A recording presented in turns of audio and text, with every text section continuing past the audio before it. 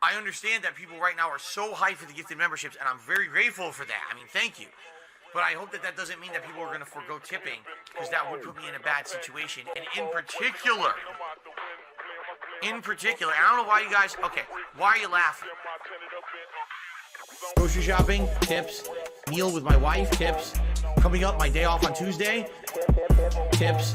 Nintendo Online, tips. Bills and stuff, tips. Tips are the liquidity of my business. Huh? Why are you laughing? Oh, so hilarious that this guy has stuff financially tight. Huh? I literally can't afford stuff on Tuesday on my day off, and you're gonna laugh? Oh, that's funny. When you can't go and do something with your family on your day off, your one day off for the week when you're working full-time 6 days a week. That's funny, right? No, it's not fucking funny. Now shut up.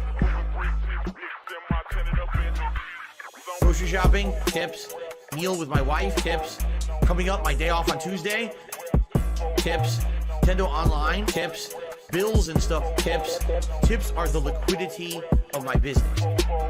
Grocery shopping, tips. Meal with my wife, tips. Coming up, my day off on Tuesday, tips. Nintendo Online, tips. Bills and stuff, tips. Tips are the liquidity of my business. Huh? Huh? Huh?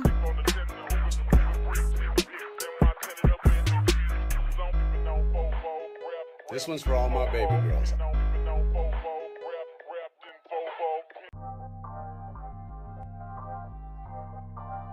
Because you're not rich and you're not famous and you're not this and you're not that. You had an opportunity to be, but you blew it all. And I said, well, oh well.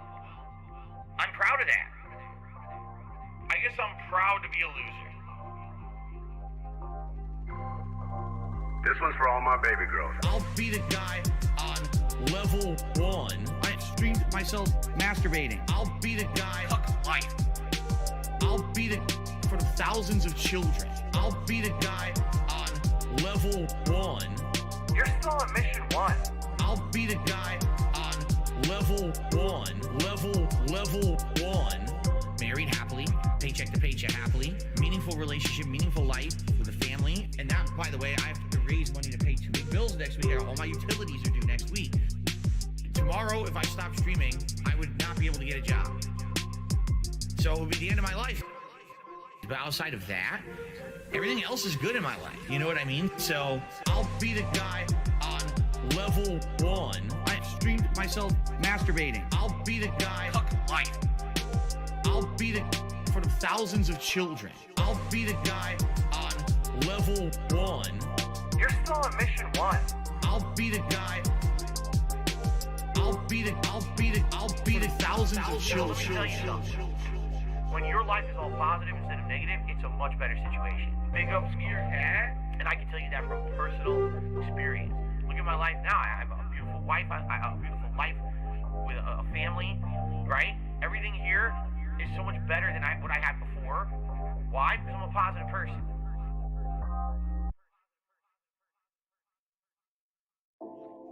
Right now, for the next week, I'm literally strapped for cash. The only money I'll have is tips coming in on the streams. And that, by the way, I have to raise money to pay 2 big bills next week. All my utilities are due next week. So now in the next few days, I have to raise money to pay my utilities.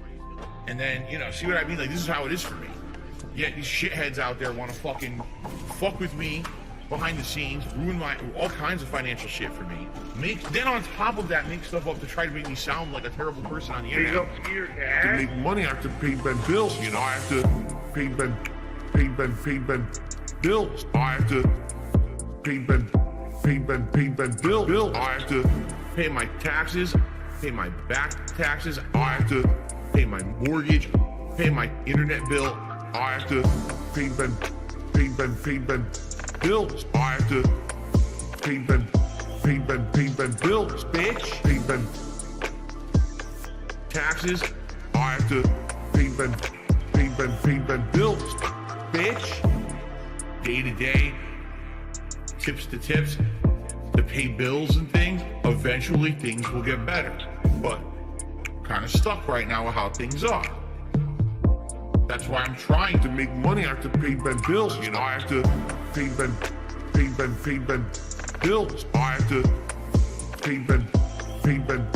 I have to pay taxes. Bills. I have to pay bills. I have to. If you want to sit here and you want to pretend like you're holier than thou, I'm better than those content creators, man. Because I have a job where I work 9 to 5 and I bust my ass at my job and I earn a paycheck, man. And then I come home. See, I'm not on the internet begging for money all day, man. See, I'm better than them, man. No, you're not any better. Everyone's the same. No one's better than anybody else. Get your ass out there and fucking work, bitch. I actually admitted this last year. I'll say it again. I actually do play some mobile games. I do. All right. The ones that I play are free to play or incredibly inexpensive. Like you spend $1 here or there to make progress. This one's for all my baby girls. Got me that gotcha. I love it. Got me that gotcha. Begging for fucking tips and shit on Street. It's WWE Champions time. I'm stupid. WWE game plays like Candy Crush, moving gems around.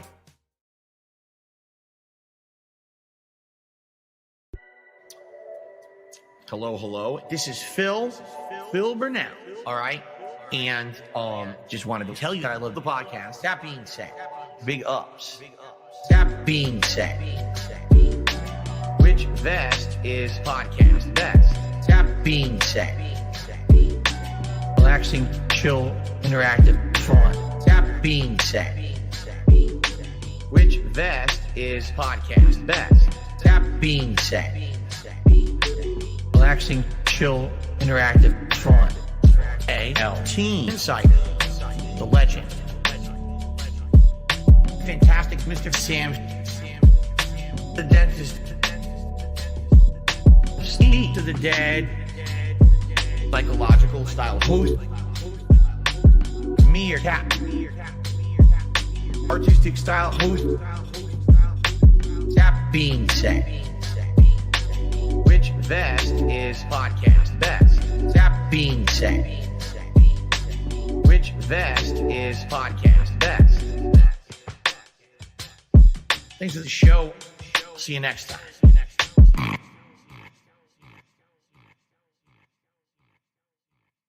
2, 1.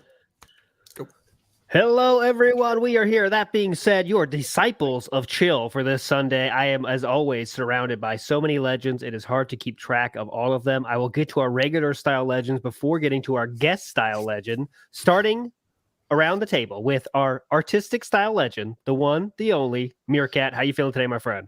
Bleh. What's up, everybody? Welcome to this Sunday. We're doing the thing today, and it's going to be fun. There we go. So our cerebral... Oh, fuck. What do you say in your song again, Meerkat? I always forget it. Psychological style host. Psychological style host. Cerebral style host. Pick your poison with this one. His name, Steve of the Dead. Hey everyone. I'm good today. I got out of bed. I followed a simple 4-step plan. Didn't go too fast. Follow instructions. Good job. Finally, before we get to our guest style legend, our another regular style legend, Wizard of Oz style legend, Fantastic Mr. Sam. How you feeling? Hello. That's got to keep that going. And finally, what you all been waiting for, enough of us jokers, the real legend is here. The one, the number style, the tracking style legend. Piece of peace. How you feeling, my friend?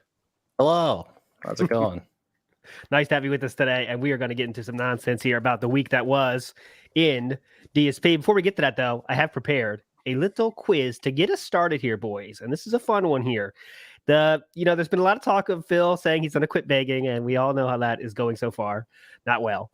But I decided to take a look in Pig Go and find out, when did Phil start using some of these words in terms of support for him? Right? So I'm going to say a quote from Phil, which I believe is the first time he said it in the way that means give me money.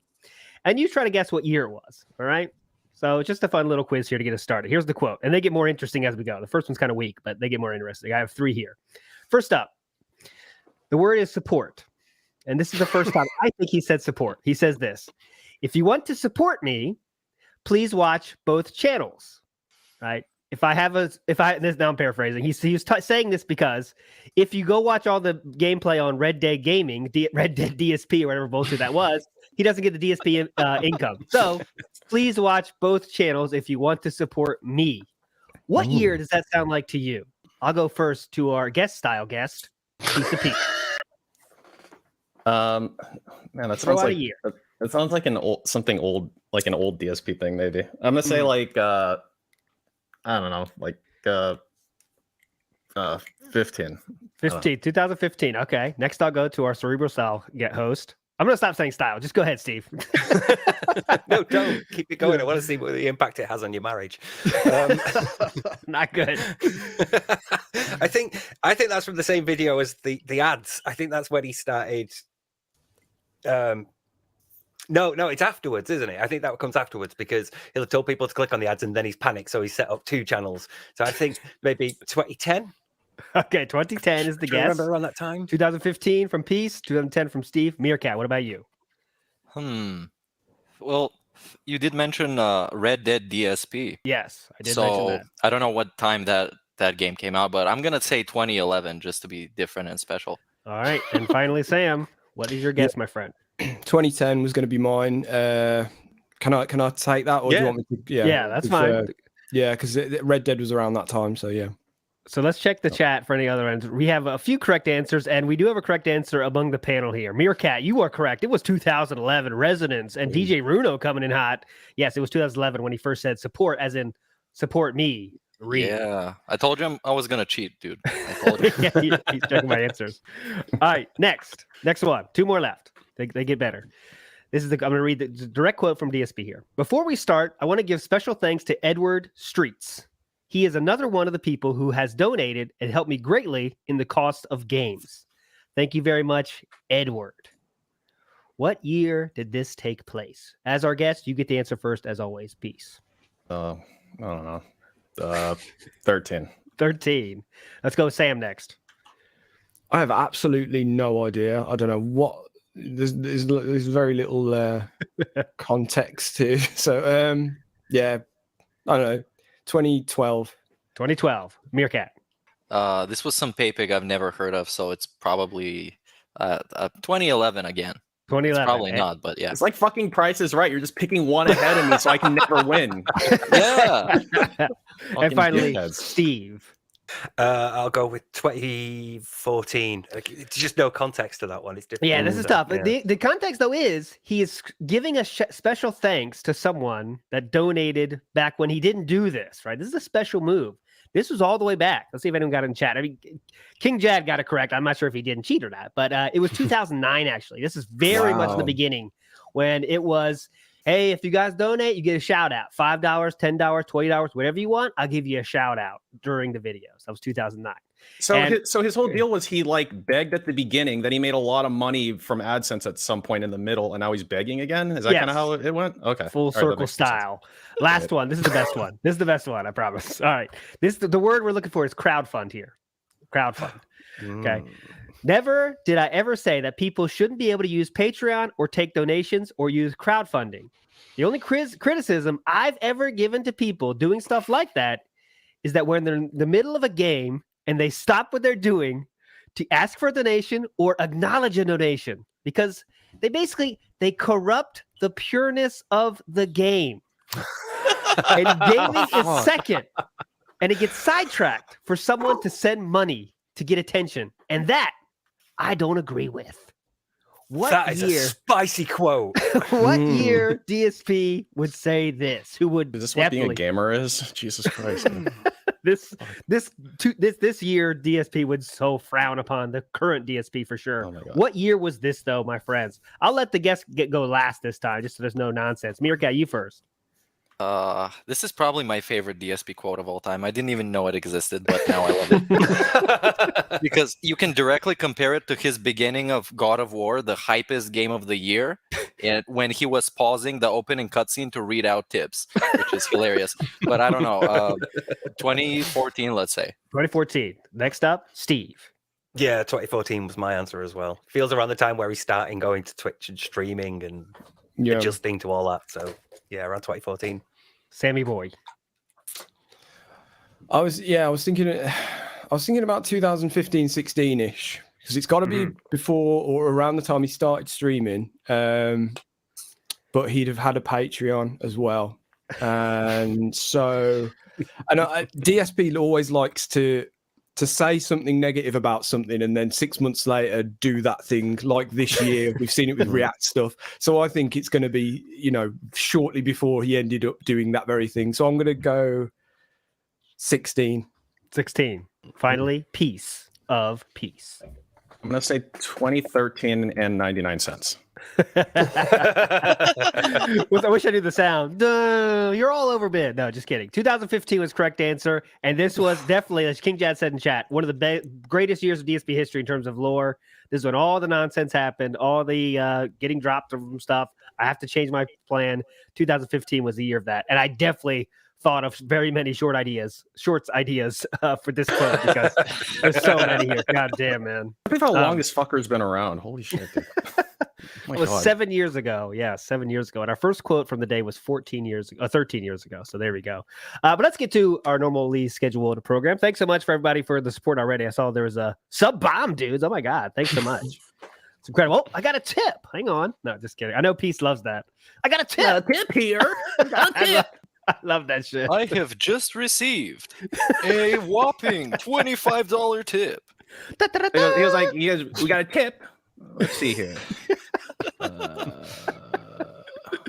Just let me check my PayPal. Make sure it's 25 from Floppy Nipples, and it says hello. Let's get the animation up for this guy.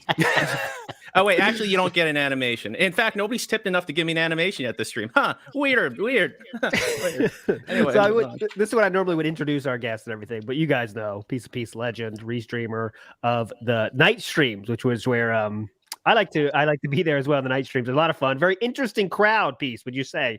The chat of DSP in the night streams is very, you can fill in the adjective there. Very interesting, right? Very, yeah. Interesting is a very good word. Let's just go with that. How about Disney Dreamlight Valley? How much do you like that game, Piece of Peace? Oh, I love Grizzly. Grizzly's been the best playthrough in the last year or so, man, for sure. How about fishing? Are you also a fishing fan like me? You talking about Bassmaster fishing? Oh yes. Oh, fuck that shit, dude. Oh my God, that's awful. Oh my God. Peace, do you got a little notepad where you write down all of the Disney quotes? Because that's a lot of lore, man, from there. Oh yeah, no, total, dude. I can't pay attention to what's happening in the game itself. I guess there's some kind of storyline, which is why he said it's better than Animal Crossing. Because dude, there's an actual storyline. I'm pretty sure Animal Crossing had progression of some kind. I don't know, man. And are you enjoying the Call of Duty Shoot House, Salt? Oh yeah, no. Good question. I fucking hate when he plays FPS games, dude. Because that's FPS games are the games that I can actually do okay with, and it's just watching someone be that terrible and then get that mad at being terrible and saying it's everybody else's fault is absolutely when he's playing like Grizzly or something, he's like, oh my God, fuck Donald Duck, what'd you do, man? Blah blah blah. It's funny because you kind of watch him for that shit. At least a lot of people do. But at the same time, as a human being, you listen to it and it makes you mad. Just hearing it, it's it permeates your brain. And for me, that's such a picture. If you take a picture, any screenshot from that playthrough is this is the state of DSP in 2022. You know what I mean? Think about where we started, right? This cool, I'm a gamer just like you guys, and he's cool and he's going to conventions, and then look what is now. That's really the state of things. And let's get more into the state of things, as let's get into what I consider to be the first story of the week, was what I consider to be the end of the Moist saga. Is that fair to say, boys? Are we done with Sir Moist? Is he out of the detractor sphere forever? Because Phil does not care that he said it's not deep. I think so. Yeah. It's not like Review Tech where he's like, I'm done with you, dude. And then because Review Tech keeps talking about him because he loves him, I guess. It's he always kind of comes back, but Critical just doesn't give two shits about him. Mudahar probably gives more shits about him. I think Mudahar actually kind of watches him on the side through some kind of way, but Critical's just gives absolutely no shit about him, which is the worst thing for DSP. His ego is the most sensitive to people who ignore him more than anything else. So that's just Really good. That is pure narcissism. That narcissists hate when you ignore them. They need to be the center of attention. So the worst thing you could do to one is ignore them completely.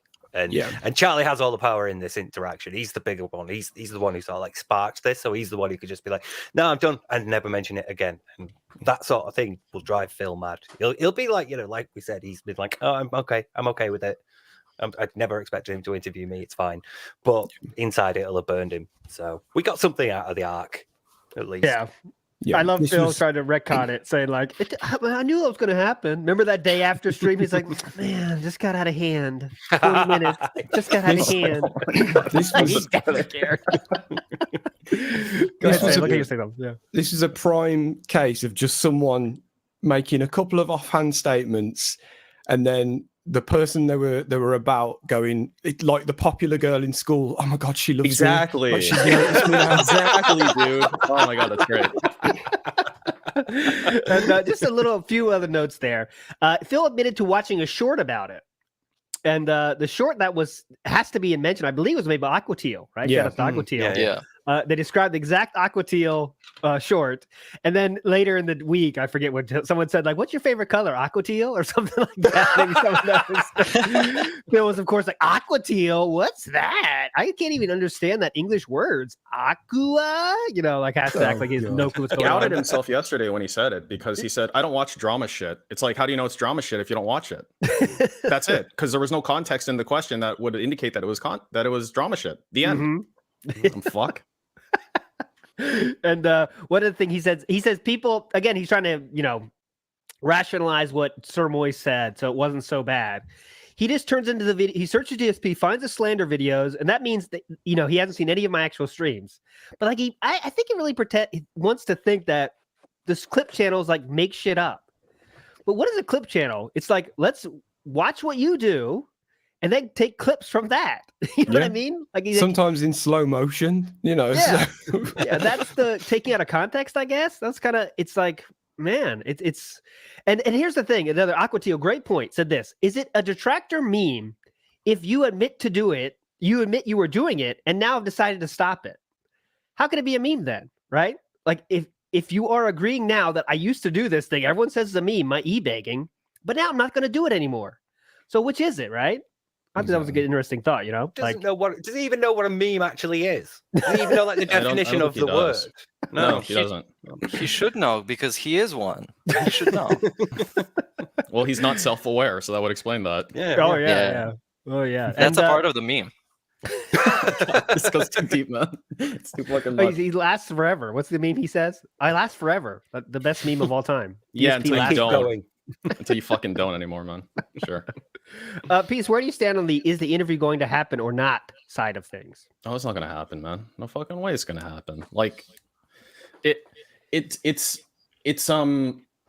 physically impossible to like meet the parameters of what he's asking for, because he's asking for two things that kind of are opposed, because he's not going to do an interview with anybody, right? He needs like a high level channel, whatever he dictates as a high. And my God, when he was talking about like, I mean, some people approached me, but like, dude, they got like less subscribers than me. It's like, bitch, you got like 200 people who watch your ass on a live stream. Fucking kidding me? And like, so anyway, so he's doing that shit. So he needs like a high level person. But the thing is that his allure to a high level person can only be if he like, spills the tea or whatever. And so if he's going to have all these requirements where he's not going to do that, then he's not going to be in demand there. Like, so it's not going to happen. So he needs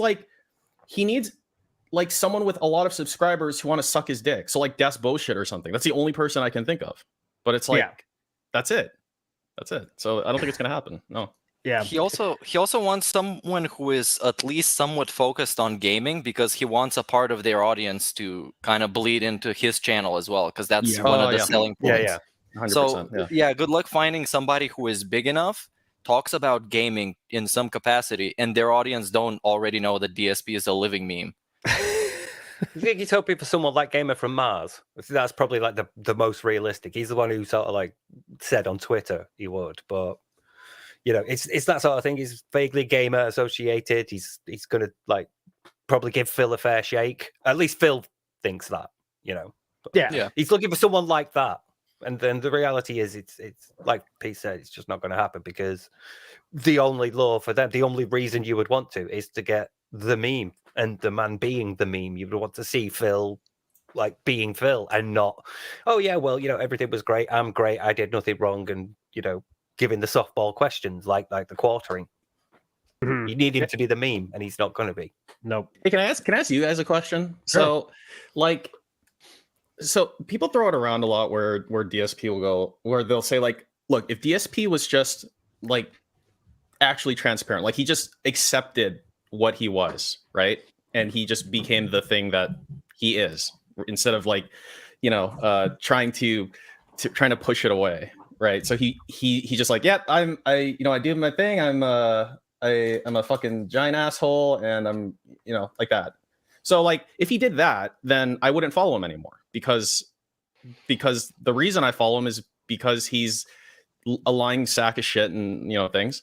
Yeah. And so, do you think that if he like became the thing that he is, if he was open about it, would he gain more viewership or less viewership? I think so, because I think that he would probably, because he basically transform into like a normalish streamer. He'd become like a review tech kind of like figure at that point, instead of who he is now. And so I think he would gain like a more organic following from there, instead of just literally only people hate watching him. But like people like me would go away, because I wouldn't care anymore. It'd be boring at that point.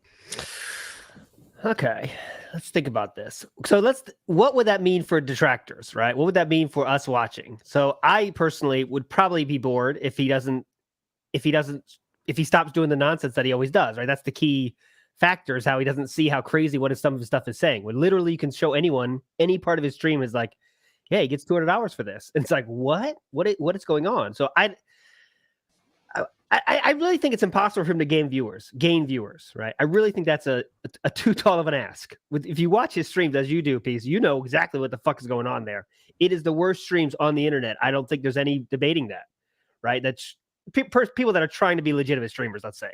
Like, there's some more train wrecks, but I mean, he's trying to put on a legitimate stream, and it is atrocious. So I don't know. I'll throw it to the other people in the panel here. So Sam, what do you think? It's difficult, isn't it? Because he would. I think for us, it would lose its. We'd lose interest.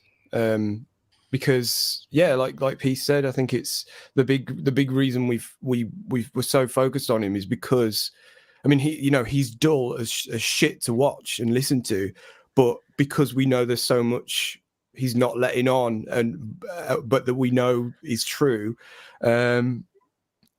We're always sort of hanging on his every word to see if he drops something, a little nugget of truth, and and all that sort of shit. So yeah, if he became the thing, and are we saying like that he's going to be, so he's maybe playing champions on stream and stuff like that? I mean, it could be like anything, but the weird like delusional shit that we follow, that's the part that, like, that's the annoying part about him, but that's the reason that we follow him. At least I follow him. Yeah. And so he basically just becomes like a normalish guy who, and he's just like, he's like review tech. He embraces the meme, right? And but that's boring. And that's why I don't follow fucking review tech. He's boring. Yeah. Just off the top of my head, then I think he'd lose detractors, but he wouldn't really gain much, because if he's just a normal streamer, then there's a million other normal streamers out there that do it better. So that's just off the top of my head. I think he'd lose detractors, but pretty much stay on the same level. If not, start to drop off a bit, maybe. What do you think, Meerkat? I want to hear your take too, and Steve, of course. I think this obliviousness and all the delusional narcissism is just such a massive part of who he is and the product that he puts out, that if he decided to imagine hypothetically it was all gone, then the appeal would be gone, not just for us, but for a lot of people who just watch him casually and get something out of it. Because he's different. That's how he's different. Like Sam said, if he was just a regular streamer, then there's just so many other ones that have much better content in terms of pacing and production quality and all that stuff. So those people would just go to them. How about Steve? Let's finish this out. I would stay for a while and keep watching him because I'd be curious to see how it panned out. After this, like at this point, there's been so many lies that if he did one day come out and say, right, here's the truth, I wouldn't initially believe him. So I'd want to stick around for a bit to see how his behavior progressed carrying on. And if it did, if there was a change to the point where he was just a normal streamer and he was consistent with that, I would probably taper off and end up finding someone else. But for that period, I wouldn't trust that he was being honest and this wasn't some sort of bullshit idea that he was having or some sort of lie he was making up. Or So I had a dream last night that I should tell the truth. Oh my god, let me tweet about it. Yeah, I guess the one thing I say that DSP has over everyone else is the lore, right? The lore factor is so large. And that's really my favorite. One of my favorite things that keeps me in this is it's so much nonsense happened over the years that you can, and literally like, Duty, thanks for that big ups on the tip there. And he said like, yeah, we have the Pig Go, which is like amazing tool. We have, Piece of Piece Tracker, amazing tool. What other lolcow has these kind of tools for us to use and analyze? So you can go back and read like Jax Raxer's tweets from 2 years ago when he gave him $1,000 and just like, oh, Jesus Christ, dude, what the hell? Yeah, the archive. I very much advertise the archive chat log. Look up some of the shit that his paypigs type in the chat from like the olden days. Like look up the old people, the Frenelists and those people and people now. Like look up the Jade Rasmussens, the Derek Ips, and all those fuckers, and you're just like, these people exist on the same reality that we do. Believe it or not. Yep. Wow. Yep. That's something very interesting about him, and just like it works with other lolcows, but with him is kind of more intense. To those people who keep up with Kiwi Farms, like me and Piece of Peas were pretty active on there.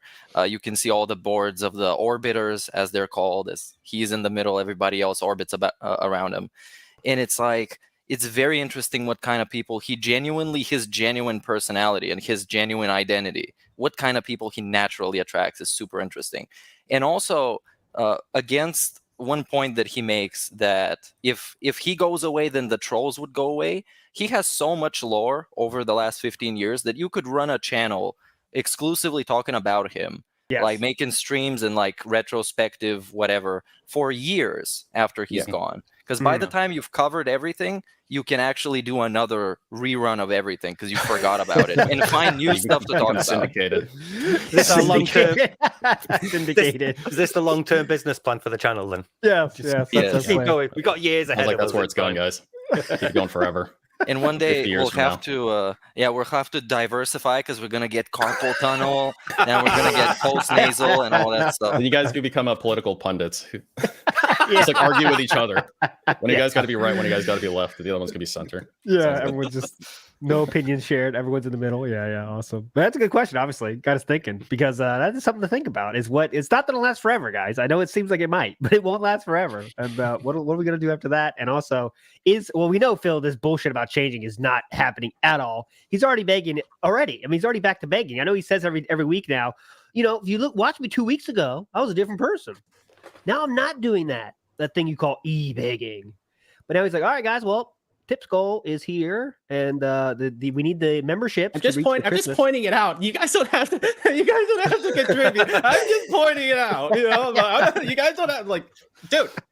You know how human beings work at all? But anyway, we can pick up on context and subtext and implications in the way things. Oh no, are we just take everything literally. Because we're all autistic. 100%. Yeah, right. Yeah. Thanks. But that shows you just said it piece of piece. The people that follow him though are people that are that can be tricked by these kind of tools he has in his toolbox, right? Of I'm in despair, I'm in financial distress, please help me. And obviously it takes a certain amount of people to keep giving money to that. None of us, I don't think any average person in the world would continue to give money for that. But he has attracted people that are, let's say, below the average in terms of social cues and understanding of the world.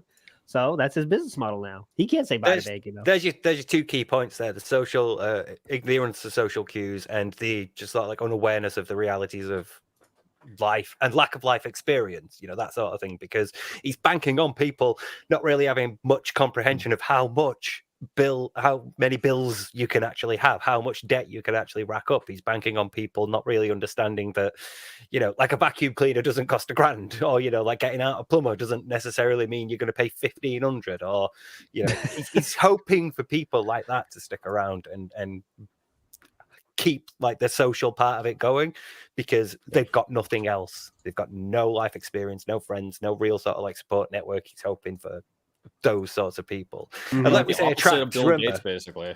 Yeah. Oh, how much does a banana cost? Like, oh, I don't know, $30. It's like the opposite. How much does a vacuum cleaner cost? I don't know. I don't own a vacuum cleaner. I don't know, 1,000. I'll never afford a vacuum cleaner, man.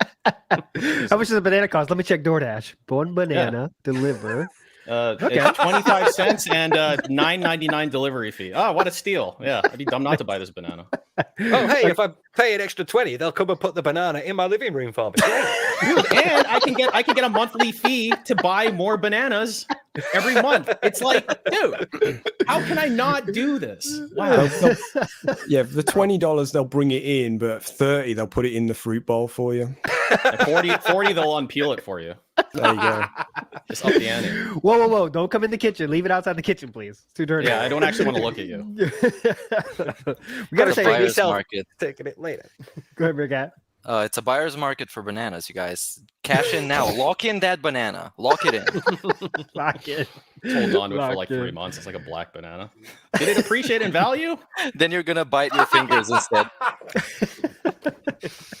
Guys, you'll never believe this, but they've gone up a level in bananas. Now they do 4 banana bunches. My 3 banana bunches, they've all gone black. I need to buy another 4. So, you know, I'd be stupid not to buy it. How about this? We're going totally off schedule. I don't care. This is fun. So, Peace, I got you here. You have more experience watching LARPers than anyone here, I think. What is your opinion of them? And I know you can spot them better than we can, because you watch the night streams. That's where a lot of them are. What do you think that's about, right? Is it just a diss on Phil? Is it be a part of the Phil team, but you're not really? Are you part of the detractor team? Tell us about what your experience is with these LARPers. Like the ones that hang out in his chat and talk shit about that him? literally like say shit that is making fun of Phil, but it's veiled. So, in a way like, wow, Phil, great reactions. But it's like, come on. I mean, it's just making fun of Phil. So I've actually been doing that for the last like week or so, like on a sock. And it's like really fun when like Slayer wanders in and you start like talking shit about him, like around Phil looking at it. And like, they never respond to you, but like, that they read it. And so the dodge getting banned game is kind of fun in a way, because no, here's the thing.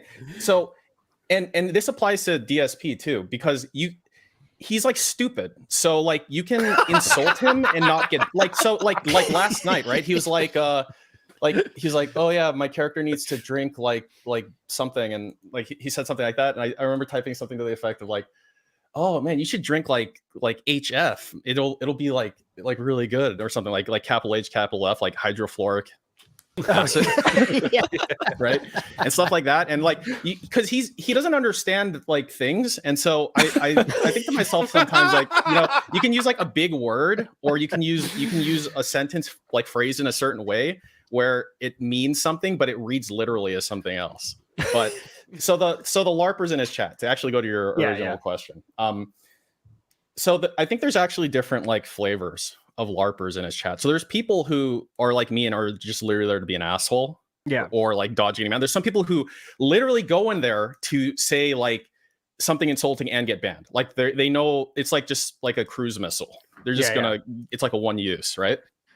And then the other ones, it's like hard to tell, because you got like people like fucking 672 who like, it's like some of the things he says are like mildly sneak dissing, but at the same time he's like a total fucking cuck. So like, I don't know what the deal with that shit is. And then you've got the legit fans, and you can see the legit fans because they're like, hey Phil, what do you think about like this thing? And it's like about a game. It's like, why the fuck are you asking him about games? Look at him.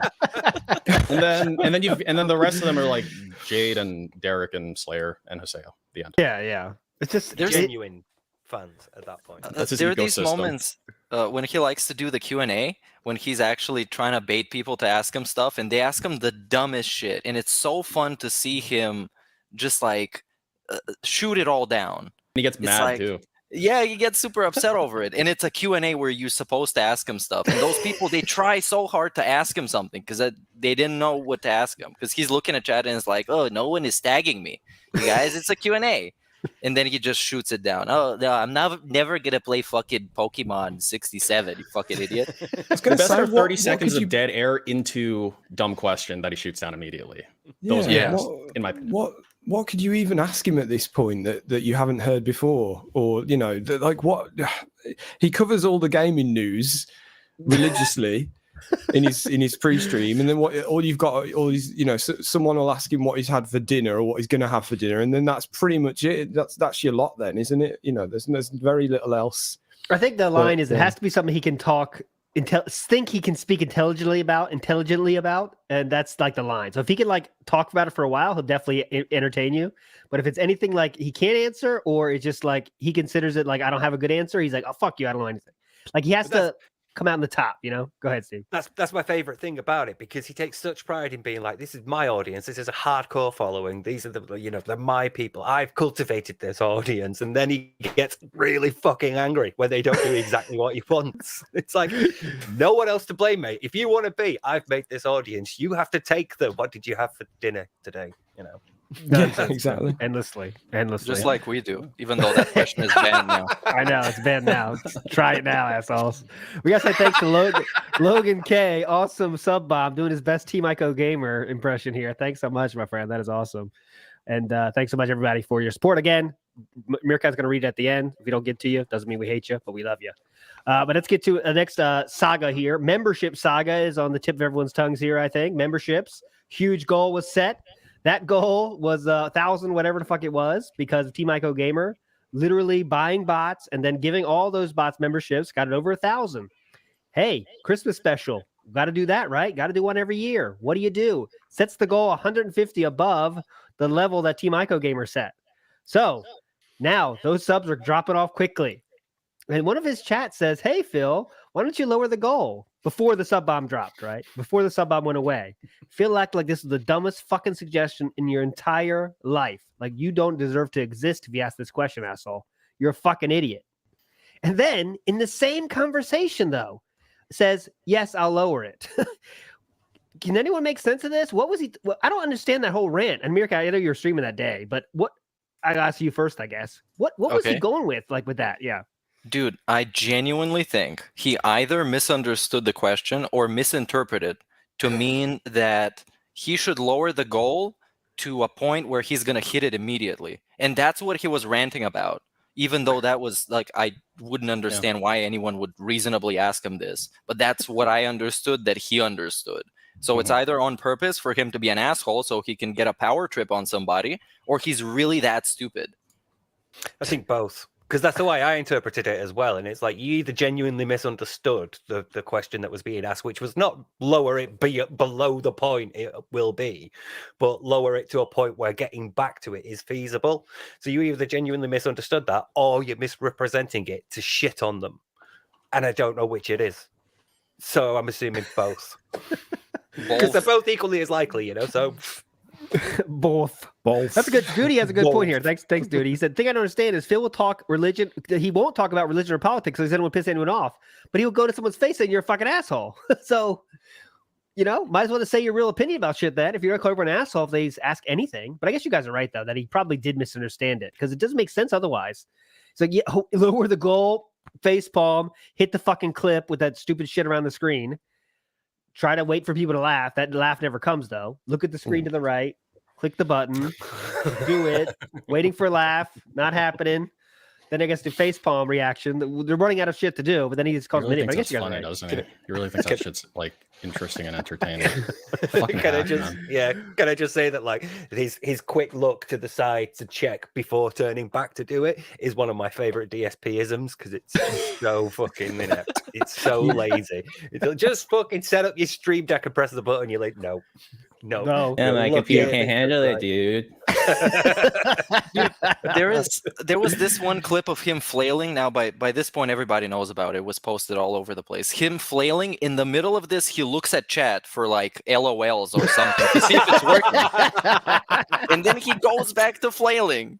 It's these are my favorite clown modes. They're so good when he just. Can someone tweet me that or give me a link at some point? Whoever's listening, because like that sounds really funny. I don't know if I've seen it before. It's incredible. It's incredible. Is it when he like his mic died or something, and he's just like mouthing is that the things? context? Oh Yeah. Is that what sounds happened? Right. It sounds right, but I'm not sure. But here's the last thing about the membership saga, because he still needs like whatever the goal is now. I think he still needs like 150 or something.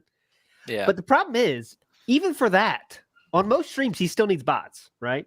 Because you can't give members to people that already have them. And some streams, he doesn't even have that many people that don't have that memberships, right? So will we have to see bot nonsense again is the question, right? Is that required, do you think? Or what do you think? I think so. Yeah. Like I really think so.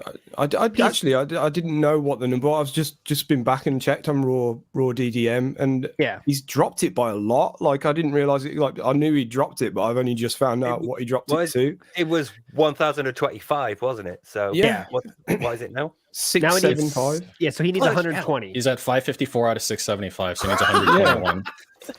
Yeah, 121. I mean, he wanted to negate all the gifted ones by lowering it down, so they basically didn't happen, even though he got the money for them. Obviously. Yeah, I mean, you know, it sounds like a lot, and it is a lot. He's reduced it by a lot, but it's still insane to ask for that much to do a and then you add on the fact that this is to do an event that you do every year anyway, sort of thing. It's just unbelievable. Like how this isn't bigger news on the internet. I know it has happened a few times where, you know, the internet at large has caught onto this shit, but this should be like, you know, news. You know, this guy is. Well, still with 675 is already news. Like, what other internet streamer has? Okay, I want 3 times my average viewership in members. That's incredible. His ratio of gifted to non-gifted was like, so I checked. I autistically checked. I used Twitch. I looked at people with kind of his level of normal like viewership, and like there's like a website that'll tell you how many were gifted like subs on Twitch versus, you know, just subs. And I took out the Prime because YouTube doesn't have Prime, and like it's generally going to be less than 50% gifted. By some amount. DSP, when Ico Gamer gave him that shit, he was over 2/3 gifted for a moment. Like right now with the 326 he lost yesterday, he's still at 41% gifted. So his organic and this is something I want to point out, because I added this on the tracker. I have a piece on the tracker that checks organic membership. So it subtracts his gifted from his total at any given point. His organic membership before gifted were like introduced was around like 360 to 370 ish, something like that, just depending. It's been consistently dropping month over month since then. It's at 327 right now. So, you know, he talks about like, oh, you get gifted, dude, and then you renew it. That doesn't happen. It's literally going down over time. The people who choose to sub to you decrease over time. For you. You cannot, like we've said before, we go over it all the time, but like you cannot expect gifted people that are gifted memberships to re-up ever. You know what? There's going to be a very, very small percentage of people that do. Luckily, we actually got one just now. I just saw someone became a member and said they did that. But you know, so it does happen, but you can't bank on that shit. And to call this stuff growth by any means is insanity. This isn't, you know, that's not growth. You know, this is just. Well, it is what it is. It's guilt tripping, isn't it? You know, there's no other way. Negative growth is still growth, dude. Technically, true. But like you said, you can't bank on this because why would you re-up your membership when the likelihood is somebody's going to come in and drop 150 subs? That's true too. That too, yeah. You know, like in more organic chats, it's not as often an occurrence. So if you do enjoy being a member of that chat, you're going to, you know, be more likely to choose to sub. But in Phil's chat, because it's such a frequently used tool to get him, you know, to give him money, it's like, it's just, you might as well wait. Let Yeah, let your gifted sub expire, and then like the next day, someone drops a sub bomb again to get the numbers back up, and you've got another gifted sub for a month. Why would you? Yeah. So, And we've also we've reached a point where he expects more subs, more members than views on videos that he puts out. Because there's some videos that have less views than he has members. So this is pretty crazy. And also, if each one of you contributed 1 view to my video, I'd have 800 views. I would never have to worry about views again. Oh, yeah. Ever. And also, what makes this next gen special is that he is paywalling a Christmas event. This is all for a Christmas event that he must do. Like, he can't not do a Christmas event. Is he gonna just sit there and say, "Oh, we could have been doing a Christmas event now, you guys, but I guess people weren't feeling the season of giving." Tis the season. You should just do a pity So party good. the entire day if you didn't do it. Just Yeah. like stare at the camera with a mad expression for 8 hours. He'd We be could have done so Christmas. bitter. That's too Yeah. funny. This That's is too funny, cancer. though. I can't do that. That's too funny. He Because that's could the have been thing. playing Call yeah. of Duty festively. That would be way too funny. Yeah. What if he like streams anyway? Because then we're gonna see like it's the same exact shit, except there's no alcohol involved. I guess that's the difference. And costumes. You could Oh, you yeah. could have had a "Let's Get Lit" hat, but no. So now we're gonna Now play. you have to give me a Zelda $150 tip without saying Merry Christmas. Yeah, which is the sort of thing that any other streamer would do. I mentioned it in the Discord last night, I think. Any other streamer would do the event, but certain aspects of that event would be paywalled, for want of a better term. You maybe what you would do is you would have a list of things ready, planned out, and say, at 5 members will do this, at 10 members I'll eat this, at 15 members I'll play this game, and it gets progressively like more and more ridiculous until you're That's at like like a great idea. Imagine. Yeah, that's a fucking good idea. But Phil's too busy, guys. Don't forget, he's too busy. We don't do that He's too busy playing the same exact time he always does. Go ahead. And the thing about that is as well that some people would probably see that as like some form of begging, or there'd be some people would find that there to be some sort of, I don't know, not shady, but kind of a bit beggy, I guess. Like there would be people on the planet that see it that way, and this is just your normal average streamer. But then what Phil does is on a completely different planet to that. Yeah, but the thing with that is you can sort of see it as begging, but you could argue that because he's giving something back and it's like getting increasingly more ridiculous, it's okay because it's rewarding the people. It's not just be like, give me memberships because you should or because I'm entitled to them. DSP would see this conversation that you guys are having, this totally rational conversation, and say, "Oh, you guys are moving the fucking goalposts. How come you apply these standards to me and not everybody else?" And it's like, bro, fuck you. You don't understand. We gotta lock it in.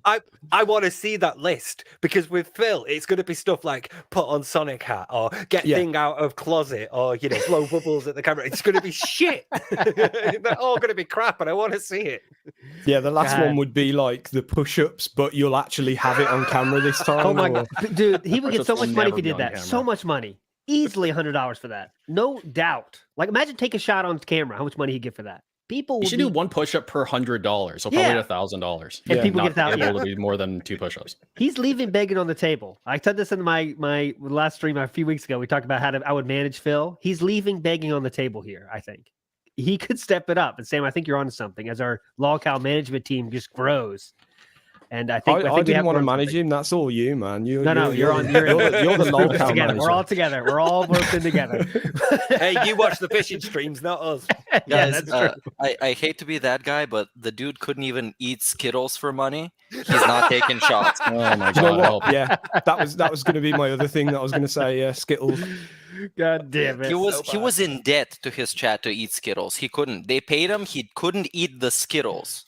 So no way he's doing push-ups or taking shots. That's just us being overly ambitious about him yet again. But I would see ALT managing him if he was like a wrestler. So you walk in together and you're like his Paul Heyman to his Brock Lesnar. But except he's Broke Lesnar. Brock Lesnar. Yeah, I wear the fishing hat on the side of the ring. Paul, hey, man. Let me tell you something. This is the best bagel on the goddamn planet, and we're here to prove it. Oh, but imagine that you would be hyping him up as if he was a jobber and not like the best guy, but like yeah, this guy's you're gonna beat his fucking ass. Come here, come destroy him in the ring. I would love to see that. We're on to something for sure. I like. Sure. Is that a show? Yeah. yeah, definitely. Oh God, like what I'm Proper working on said. something so hype right now, guys. I'm working on something so hype. It's not a short though, but it is so hype. I want to tell you everything about it, but I can't. It's gonna be so hype. I'm building up so much that you're gonna be disappointed. I understand that, but still, it's gonna be hype. Go ahead, Sam. It was one of the many ideas he came up with on stream the other night. Anyway, yeah, I like what Proper said. 1K to touch grass. That'd be a great one. His back hurts too much. Can't bend over. No, fuck no. Get the hell out of here. Get out of here. Bending over with those arms. With that body shape. All right, anyways. Membership saga handled. I think he has like the bomb already happened. Is there one more bomb coming though? Than a drop piece? I think there is, right? Yeah, it's tomorrow. It's 200. It's during the day stream. Okay, so that will be something to That's keep the our eyes final. on. That's the final bit from Ico is tomorrow. Is it Ico or is it email or whatever? Yeah, whatever you pronounce it. It was a combination of the two. But Ico, so Ico never gifted before, and over this period of 2 streams, he gifted 516, something like that. So he spent about a little over $2,000 on gifted memberships, and that's going to be every month for the rest of your life, you fucking cuck. So I hope you're okay with that. Sounds good. Oh, well, Peace, are you on board? Do you think that he will pay up again this month? You are anticipating it or what? So there's kind of like a pattern with this shit. Like if you looked at like his trend, because he doesn't hit the membership goal like every month, like every month. He misses sometimes. So if you looked at the like the graph, you'll see that it'll like have a big spike that falls off for like a month and then it'll spike again. So generally it seems to me that it's kind of like a month on, month off type of fucking deal, which is really, really stupid. But like I don't, dude, I can't, like you try to find patterns, right? Yeah. And like human beings, I think, look for patterns in things when they may or may not be there. Like you try to just like create it or subconsciously create patterns. So I'm trying to pull myself away from this like natural thing that my brain's trying to do, because there is no rationalizing with these fucking people. They don't have a logic pattern, I think, that you can like you try to like superimpose your experience as a human being on top of them to try to figure out what they're doing, and it's like, no, like you have to literally like give yourself a lobotomy or something like that to be in the position that these people are in when they make these decisions. It's like, oh yeah, I'll just gift $2,000 worth of memberships to this piece of shit, and it's like, and then he just fucking increases the goal after that. Oh, so you want me to gift you the same amount every month? Oh wait, and then another like 150, and then it's gonna be X plus 150 every month for the rest of my life. Sounds good, man. Sounds like a great deal. Like we keep saying though, every spike is just, it's setting a new normal for Phil. It sets a new bar, and he will then expect people to meet that from that point on. But I'm wondering, see, like again, looking like a pattern recognition, I'm wondering if you could correlate those months where he doesn't hit it with a financial situation happening with one of the whales, because we know how he's just generally sort of banking on like maybe 3 or 4 of them just to keep him going. When one of them has financial situation that requires like, I can't this month, I need to pay for like my car repair or, you know, medical bills or whatever. That's the month where it hits, because the impact is that severe on him, because he's in such a precarious situation that one person having a bill means he doesn't hit goals. So I'm wondering if it's that. Yeah. The fact that there's like, you know, maybe 3 or 4 means that there's an increasing likelihood that something will happen to take one of them out. If it's just one, and that one person is fine for most of the year and doesn't need to pay excess bills anywhere else, then Phil is kept consistently okay. But if it's 3 or 4, the likelihood is one of them might encounter something at some point that requires money for them to pay elsewhere, and he's no, that's what I say if like Coffee Cuck gets hit by a bus or something like that, then Phil's immediately lost 10% plus of his fucking income, to use an example. Yeah, that's why you don't want to rely on a handful of people for your fucking money, dude. Yep. Yeah, and he recently started kind of being proud of that, though, when he was talking about my channel is for a dedicated audience that I've cultivated. It's not for everybody. Not everyone can come here and endure this nonsense. And this, like, as a programmer, a person who works in IT, you don't want to have a few points of error. You don't want to have like 2 servers, and if one of them breaks, then your website is down or something like that. You know, when you have like a system like that, especially for him, you don't want to have to rely on a couple of people for your whole revenue that you get to live off of. You want to provide a good product so everybody can chip in because they appreciate your product and can keep your business growing. But he apparently is not really into that. But of course, this is one of his coping mechanisms. Obviously, he would like to get more views. He would like to get more subs. He would like to get more people contributing. But it's easier for him to cope when it's just a couple of pay pigs. Yeah. And my favorite part is when he has to beg to those specific people. Like, it's a rare beg when you're begging for to 3 people, but like Phil, someone has to break that out. Like, guys, if you want a lot of members here a lot of viewers here would just love to be gifted a sub. 'Tis the season. You know what the season's all about. I said that to Real Tech USA, and same for you. You know what the season's all about. So a lot of viewers might like that. So thanks. And like, it's directed to 2 people. Like, that's all he's talking to. And they're probably not even fucking there because they don't watch. I mean, I really don't think they watch. You know, I think it's all part of the show. Quick break, and then I'll go and check my Twitter, send a couple of DMs, and then I'll come back and what do you know? Somebody's coming. I gotta use the bathroom, dude. Yeah, what's that about? That's picking up, right? Quick. Is that picking up? That thing is definitely picking up in frequency. I wanted to bring this up. Like, who was it? Burnt Zapato showed up the other day and he said, Phil, I got your text message. I'm here to contribute. And he sent him $25. Is this a joke? Is this a stupid shit post? I think it is. I don't think he would admit it in a message. Pretty sure it's a shit post. Yeah. Sure. I don't think DSP would read it. If it was something incriminating, I don't think DSP would read it. Yeah. Because it's all manual reading of the tips at this point. It doesn't show up on the screen or anything. Yeah, no, he can say whatever the fuck he wants, really. Is that a person that's tipped before a piece or no? Burnt Zapato. Yeah, so Burnt Zapato was tipping him behind the scenes before it was cool. He was the only person who did it besides Planet Jeff. So Burnt Zapato would type in his chat like, Phil, check your PayPal, dude. Because you can send to PayPal. His PayPal is darksidephil@hotmail.com, dude. And like, anyone can do that on PayPal to anybody else if you know their fucking email, you know? Oh, okay. Oh, yeah. Here's the thing, too. Like, Phil, there's 2 choices. Phil is really stupid, as we all know, or he loves the drama. Because think about this. In his new system, he doesn't have to say anything what people say when they tip him. You can just say whatever the fuck you want, or nothing. But he literally chose to say that story about, you know, what's the name? Burnt Zapato or whatever. He said like, oh, I just got your message and tipped you.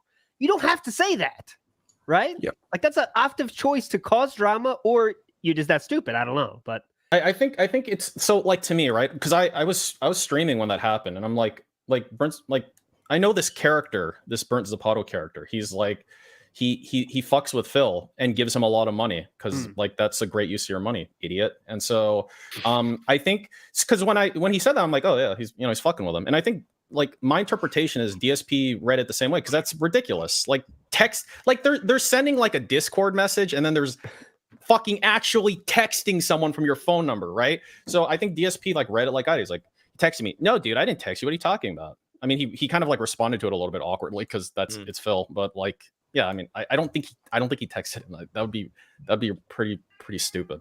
In my opinion. I don't know. But he is getting up and doing something. And 2 ways to think about that. He could be messaging the whales, or I think, again, this is my Theo theory, hardcore ALT Theo theory here. Something medical is going on that he was told by a doctor, and he really thinks he has to move more. I really think it might be that. We got a lot more appointments going on. We got Phil talk about death a lot more, trying to peel back on the gaming. Something there. Someone pointed out the leg stretching breaks, which is something probably a doctor told him to do, or like going to the mailbox, because one of those breaks that it was supposed to be just a bathroom break, he went to the mailbox to quote unquote get some exercise. So that's what he said. Yeah. I remember. That's what they say in like nursing homes, guys. That's nursing home level exercise. Yeah, I think he hates work and is trying to waste time. That could be too. That could be too. Great shout there. But also, that's like he has been told by a doctor get more exercise, and that's that's like the minimum.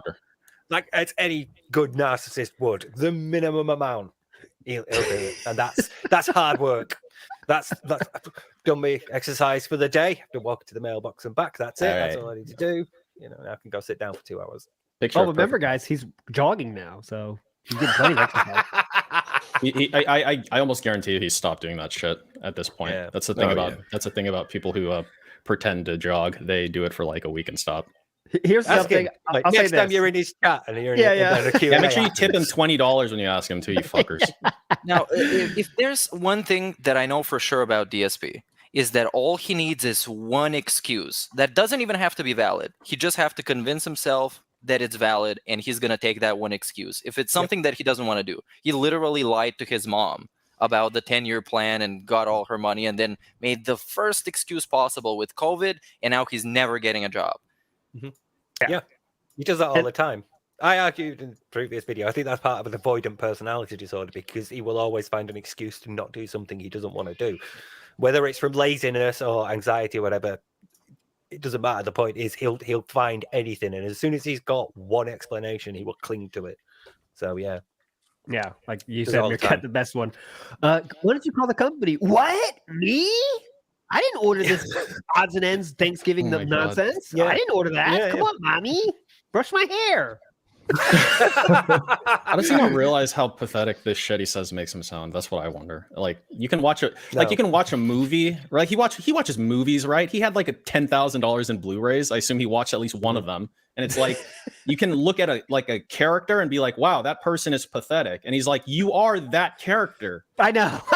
Yes.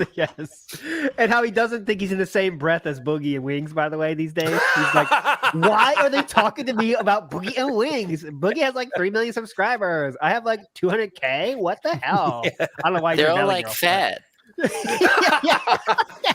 They're fat and I'm not. So why? If he had a real medical condition, I wonder if he would, because like Boogie like was like quick to announce it. I feel like right to get like the pity Oh, box. the That's can't what. fuck.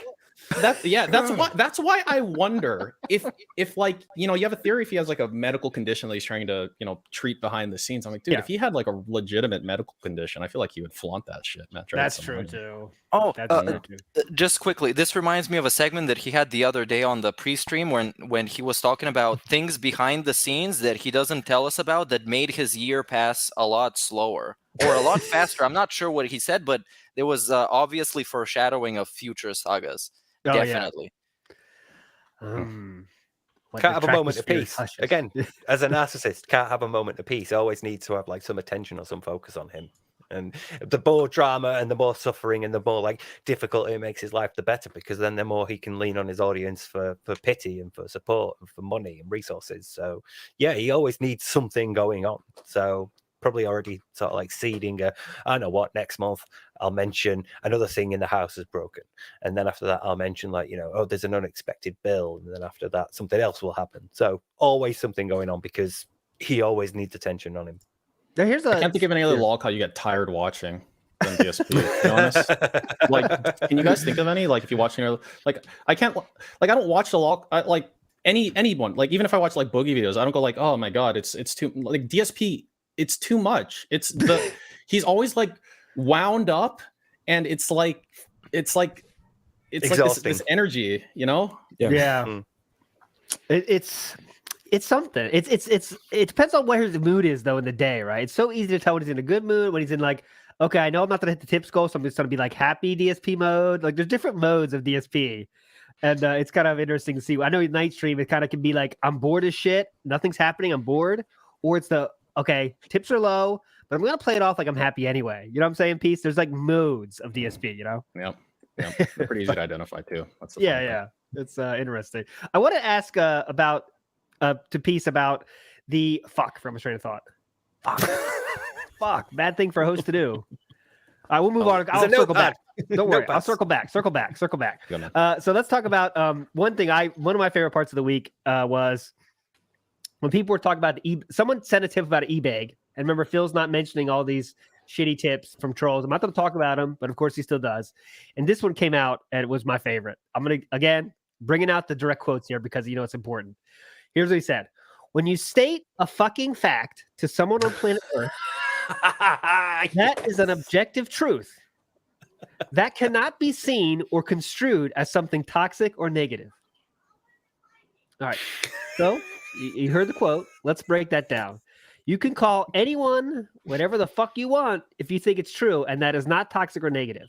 So everyone that likes to make fun of a certain someone that was in Phil's car a long time ago, like to say she looks like an animal, all that stuff. That's not toxic or negative. You're just stating your truth. So remember that, guys. It's all cool.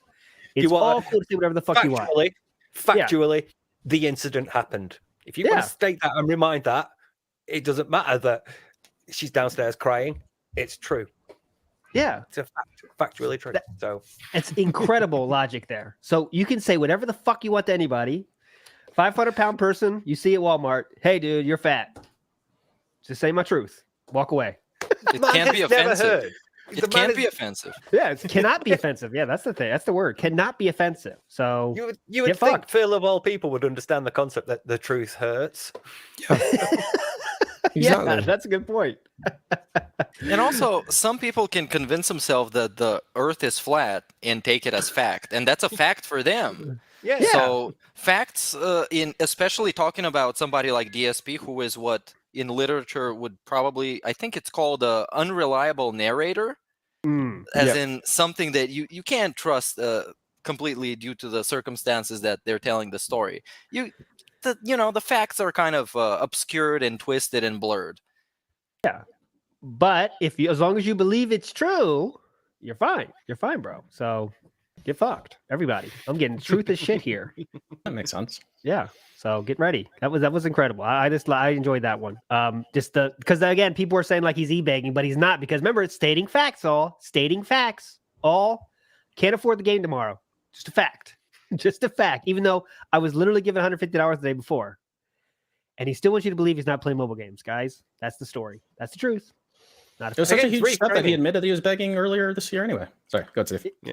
Just say that's another act of him reframing something so that it like serves his purpose. It's again like with the I'm fed up of criticism of my pre-stream going on for like too long, so I'm calling it a podcast. And now you can't complain. You know, because I have determined that I have changed something, you cannot complain anymore. So it's another one there. You can't say that I beg anymore because I'm not begging, but I am stating facts. That's it. That's the difference. That so, I need money again, right now. reframing. Yeah. That's a fact. Yeah. And it's a fact. I need money. Your money. Would be great. Okay, so go ahead, I Rick. have a quick question, I guess, to pick your brains on stuff. Okay, if he's doing the non-begging thing, and the narrative is that the trolls are going to make up new things, they're going to move the goalpost, there's going to be a new meme, then at some point, will he just embrace the begging if the tips get too slow and say, oh, well, no matter what I do, they're going to call me out on some dumb shit that's not real, so I might as well beg. So could that happen? Ooh, so he's working towards that though, right? Like you pointed out. He's going like, if you say something that he overdoes it as a joke now. Oh yes, because I'm the worst e-beggar in the world. Even though he literally is. So is that the way he's gonna turn this around to be like, oh yeah, I guess I'm just owning the meme. $150 goal, guys. Let's try to hit it, get the glasses going. You know what I mean? Is that the next move? I don't know. But yeah, those sarcastic over exaggerations are just insane. That's just worthless segments every time it happens. It's so bad.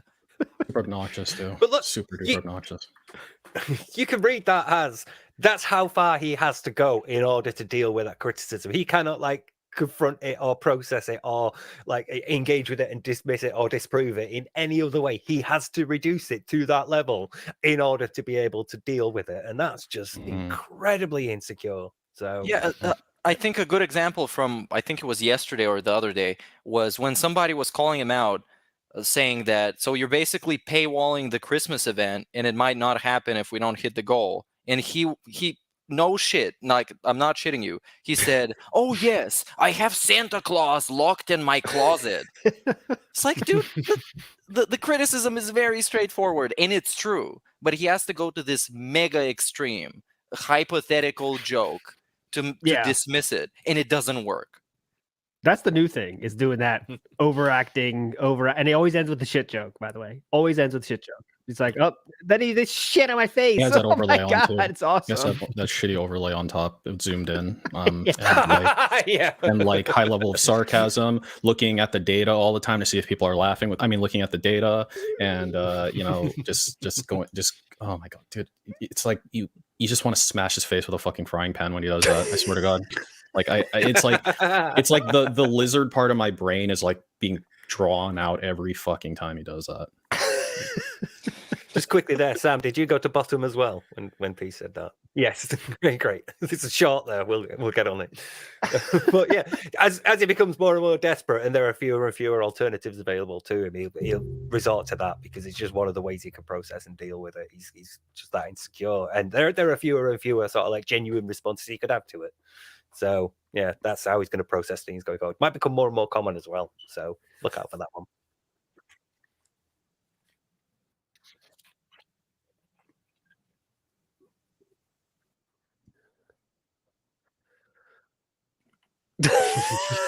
Great progress. I think we made a lot of progress today, guys. Don't you? I don't know. Did you? I got Ariel some fucking shells. Great progress. Thanks, Good Derek. luck, Ursula, dude. Okay. I'm just pissed. I can't talk to Ursula until I get 3 more batches of seaweed. And you like that stream piece. I think fishing's better. I'm going to stick with that. Hold on. Yeah. Sam, you're muted. Sam, you're muted. We're getting the mute thing. You are muted. Shit, sorry. I was You back? you know. Okay. Yeah, Say all there that we go. same shit Sorry. again. Exact Why same. were you waving your hands like Whoa! I was doing the I was being the anti-DSP and actually being considerate. Sorry. Yeah. Well, you Just missed repeat the same exact absolute thing. gold dust there, and I'm sorry I can't say it Sam's again. best But comment ever. Miss forever. sorry. Yeah, but I've forgotten what I was saying now. Sorry. You're talking about Disney and you haven't. Oh yeah, the Disney stuff.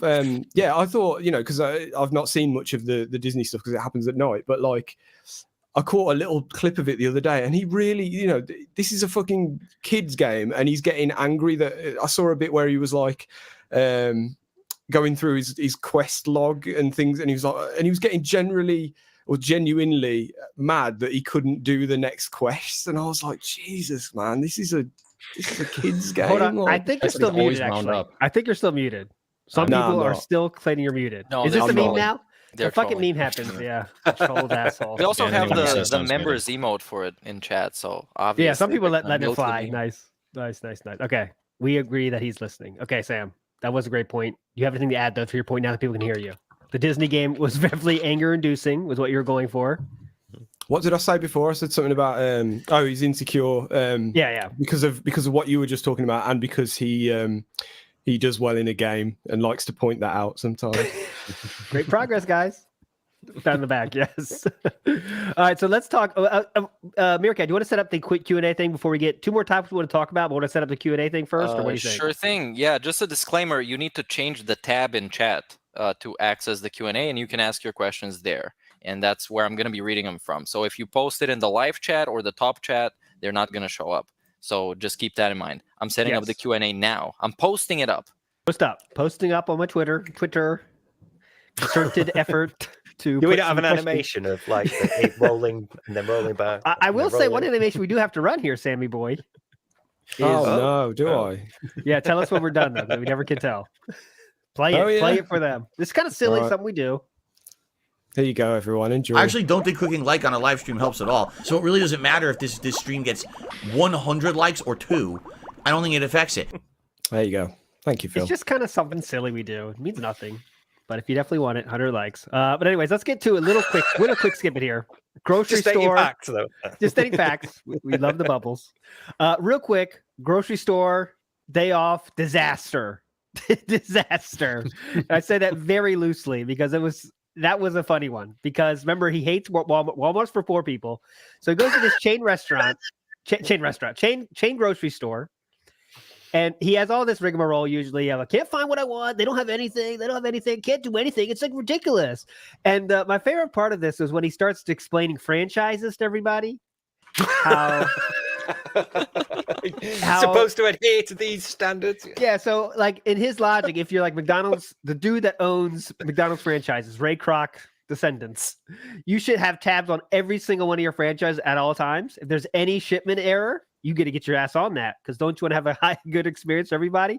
It was America. I know you watched that stream live. So any thoughts there? Please share for the. My thoughts are that shit was ass. It was terrible, and I guess this is a sign for me that there is something in his actual life that really irritates him to the point where he has to like lash out on sort of irrelevant things that just tend to happen to people constantly. Like you go to the store, there's no sausages, big deal. That's it. You carry on. You don't get pissed off about it. You definitely don't rant to anybody about it because it makes you look stupid. If you rant about sausages and chicken wings and they didn't have bread in the store. And I think this was one of the segments where he got salty that people call him a Karen, and then he had like 5 minutes of being an actual Karen. Literally Like being a fucking point Karen. by point, he was a complete Karen. The definition of what people make fun of in a Karen.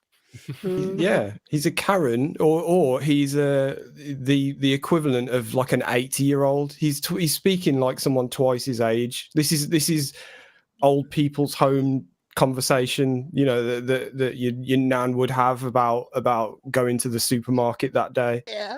You know, this is not 40-year-old, especially not on a fucking podcast as well.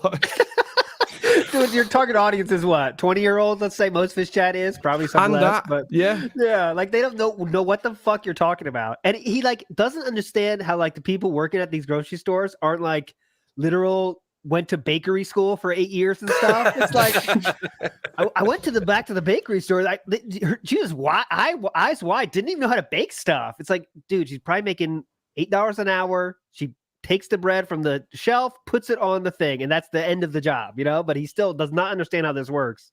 And it was just funny because that's another example of like, does he think this makes him look cool? Does he think this is a good story to share? Is this where the writers are in the season here, that we're getting to the grocery store stories? I don't know, but that was pretty interesting. He thinks, well, there's two things really here, but he thinks that that's, you know, difficulty in his life, and as a narcissist he obviously has to exaggerate it to the point where it's like, wow, you really face some difficulty, don't you? Wow, here's some support, you know, because he has to over exaggerate everything to like really overemphasize the impact it's having on him.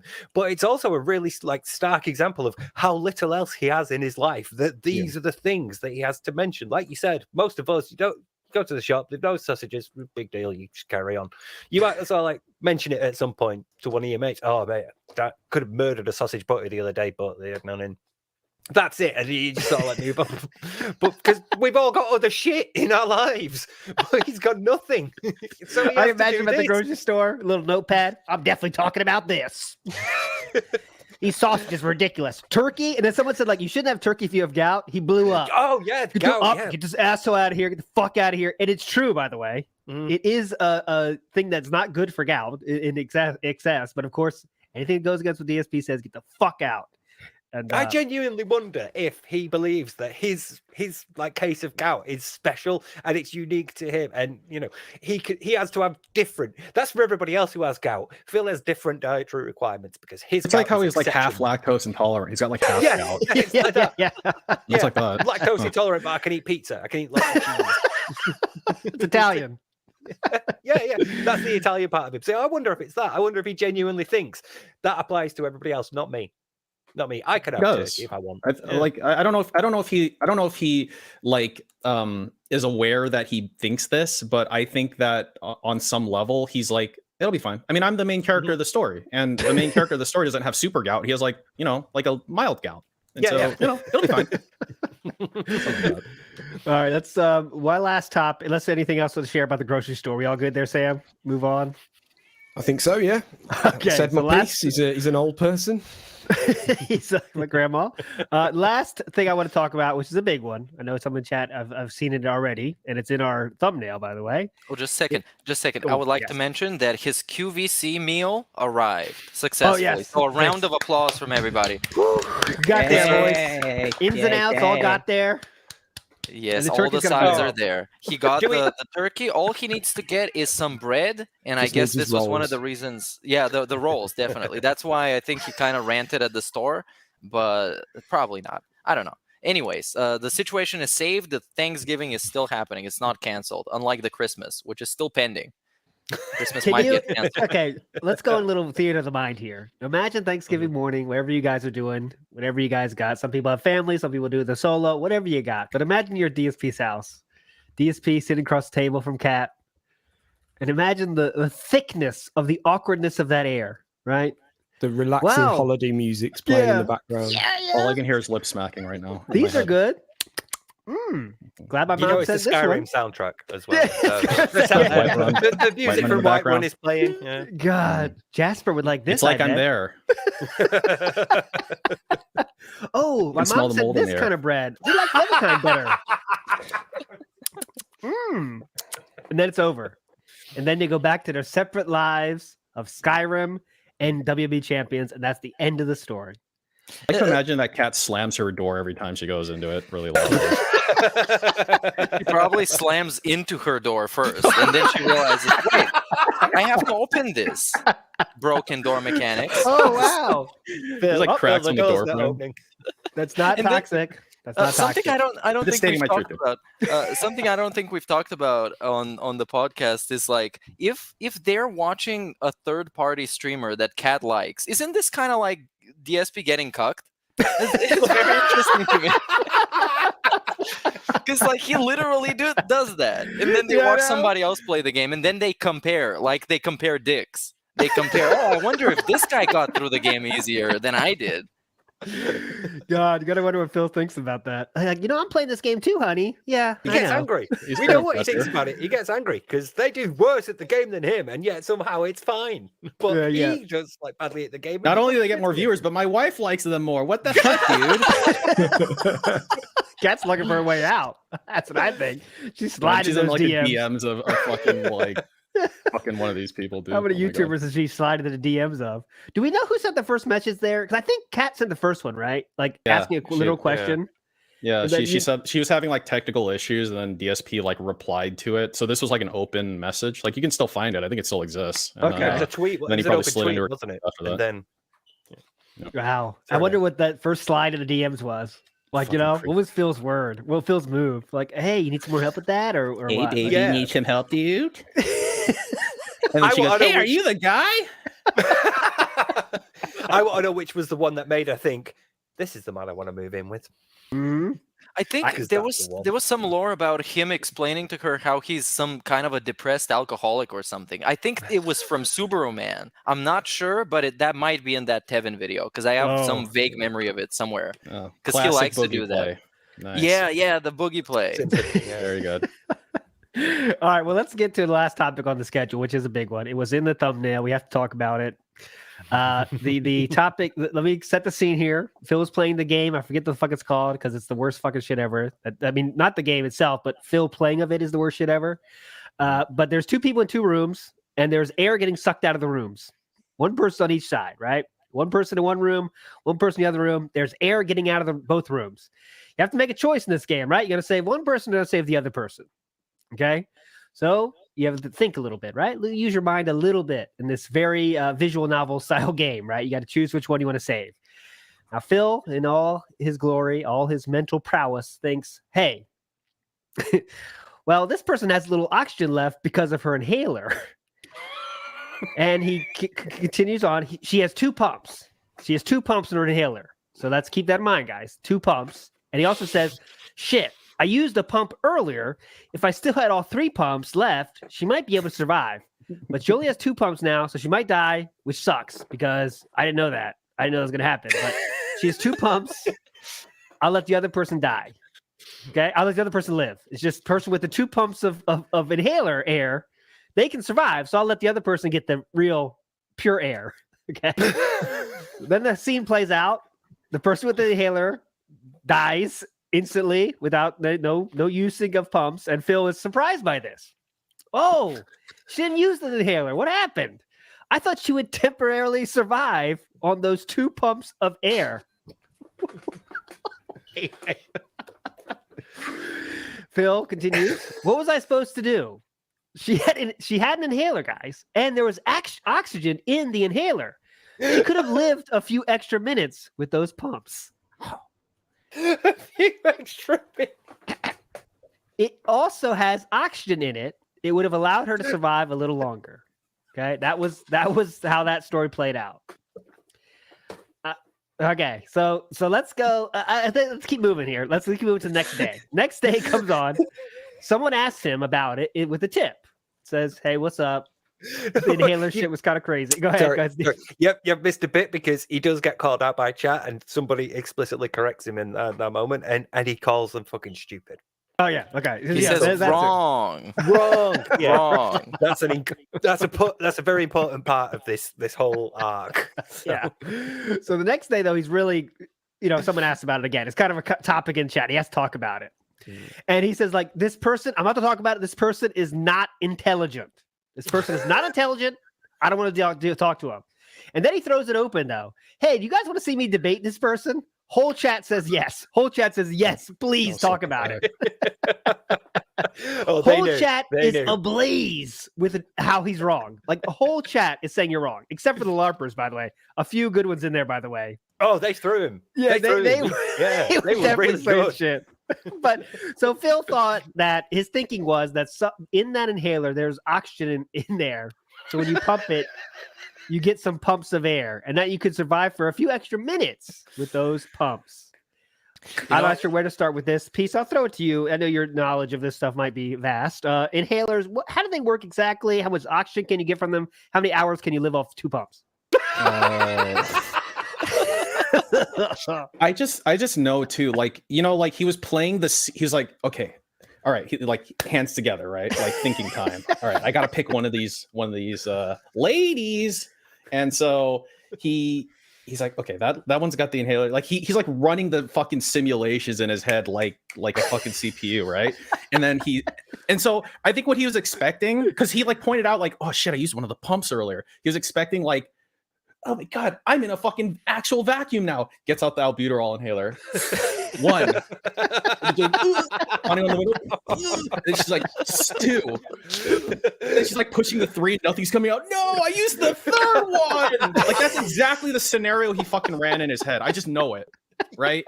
It's like, no, like it doesn't, like, dude, please. But yeah, so no. And I pointed this out when I was like restreaming it, but I'm like, if I took his word for it and like, let's say there's a pure compressed oxygen, like an albuterol inhaler vial is like tiny. It can hold like 50 milliliters or something of volume, right? Yeah. How much fucking oxygen?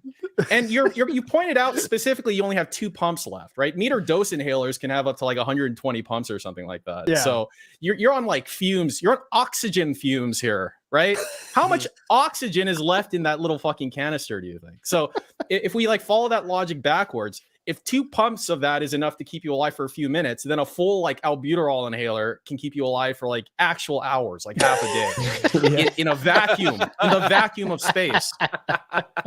Like actual fucking moron. And the thing is, like, it's okay to not know things, but when you start calling people stupid and banning them and being a jackass about it, and hey guys, should I debate this man? Hey, I'll be a big man. Should I debate him, dude? It's like you really don't understand how much of a fucking prick you are, dude. But that right there is like another example of behaviors that when people say like this is a cult, he's behaving like a cult leader. That's one of them. He's explicitly saying, hey, this person has aggrieved me. This person is stepping out of line. Should I publicly humiliate them? And everyone's going, yes, do it. Yes, do it. Oh, yeah, good point. Like, okay, here you go. Let me publicly humiliate this person that I think is wrong. and he's the one who's fucking wrong. So how he handles this though was he goes to the chat and say, hey chat, what should I do with this? Could I debate this person? Everyone says yes. Everyone is saying like just the worst shit to DSP. It's incredible. One person, LARPer, Slurms McKenzie, famous LARPer, says, is that inhaler those things scuba divers use? You're an idiot, Slurms, but that was funny. Those are the kind of questions you have to ask. Yeah. But everyone's going nuts. Everyone's saying no, you're an idiot, you're an idiot, you're an idiot. But DSP finds one person that says like some inhalers have oxygen included, and then it just that leech latches onto that one person. Like, see, really? Oh yeah. Oh my god, help! Some people are saying it could be either one. Yeah, so like, he said. Someone in chat said there's like 3 kinds of inhalers or something like that, and one of them was one that had a bit of oxygen in or something. So, yeah. But even then, we don't just breathe in oxygen. No, exactly. Air is a mixture of oxygen, nitrogen, and a couple of other like base gases. It's not just O2. You know, him interchangeably using oxygen and air really fucking irritated me, because like air is a mixture of different gases. Oxygen is a specific chemical, and the idea that breathing just pure O2 is going to be okay. You need nitrogen. We're evolved. Not to mention, if you were in a fucking vacuum, it wouldn't fucking matter anyway, dude. You're like literally in a vacuum. Plus, the corticosteroid in there just widens your air passage. It's a vasodilator. It just makes it easier for air to get through. So what's really happening is you take the pump and whatever air is left in your body flushes out quicker. So it's the stupid thing to do. So, God, it really. So again, let's be clear. I want to say, if you don't know how inhaler works, totally cool. But you can't call people idiots that explain to you how you're wrong. Then that's the fucked up thing. Yep. Go ahead, Meerkat. That's the thing about it, man. It's perfectly okay for many of the things that he's made a big deal about and a whole segment about, and people criticize him about. It's perfectly okay to say I don't know how it works, but he goes the extra step to be arrogant and smug about it, as if he knows how it works. And also in that situation, that got me thinking, who would last more in a without air? Let's say it wasn't a vacuum. The person with healthy lungs or the person with asthma? Dude, they have like 8 hours of air in their little thing. Don't forget. Yeah. I genuinely think. It's like 5-hour energy. You drink it and you have energy for 5 hours. There's like actual fucking rocket fuel in that thing. That's the only way. Someone's just pointed out, and I've forgotten who it was now, but someone said he said H2O instead of O2. Yeah, and, to be fair, he did that deliberately because I picked up on that. Yeah, that was a joke. Yeah, he was taking the piss there. Was it? Oh, okay. But he started with CO2, which is with CO2, which is also wrong though. Like, and you do exhale H2O. That's part of the fucking body's metabolic process, right? You break down oxygen and sugars into CO2 and H2O. But like he's just throwing everything out there. And something's right. Everything. Yeah, and he's like acting like there isn't carbon dioxide in the air, and it's like, well, what the fuck do you think plants breathe in? Yeah. But I genuinely think he picked it up from The Simpsons, because there's that episode where the bus crashes and they end up on the island, and Bart nicks Milhouse's asthma inhaler to go and dive back down to the bus for like the cooler. Yeah. I think he picked it up from there. I think that's what he did. That's why he thinks it's just air. He didn't even know that like some of them are just powder. Some of them are like a compressed powder. And so when he's like, they don't just squirt water into you, and it's like, no, they vaporize. You aerosolize or you vaporize chemicals. You don't need air to do that. You can use other gases to do it. So it's just completely wrong. And then people are like, Phil, that's not how it works. And he's like, well, you're wrong. Fuck off.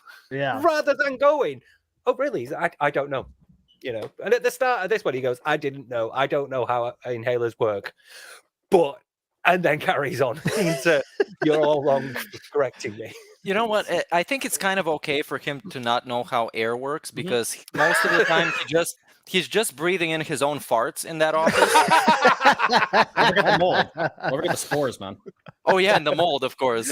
He's become one of those Resident Evil people. Yeah, he's more mold than man at this point. Dude, maybe he died already and he's just like an Ethan mold clone of like DSP that just walks around. Oh my god, help.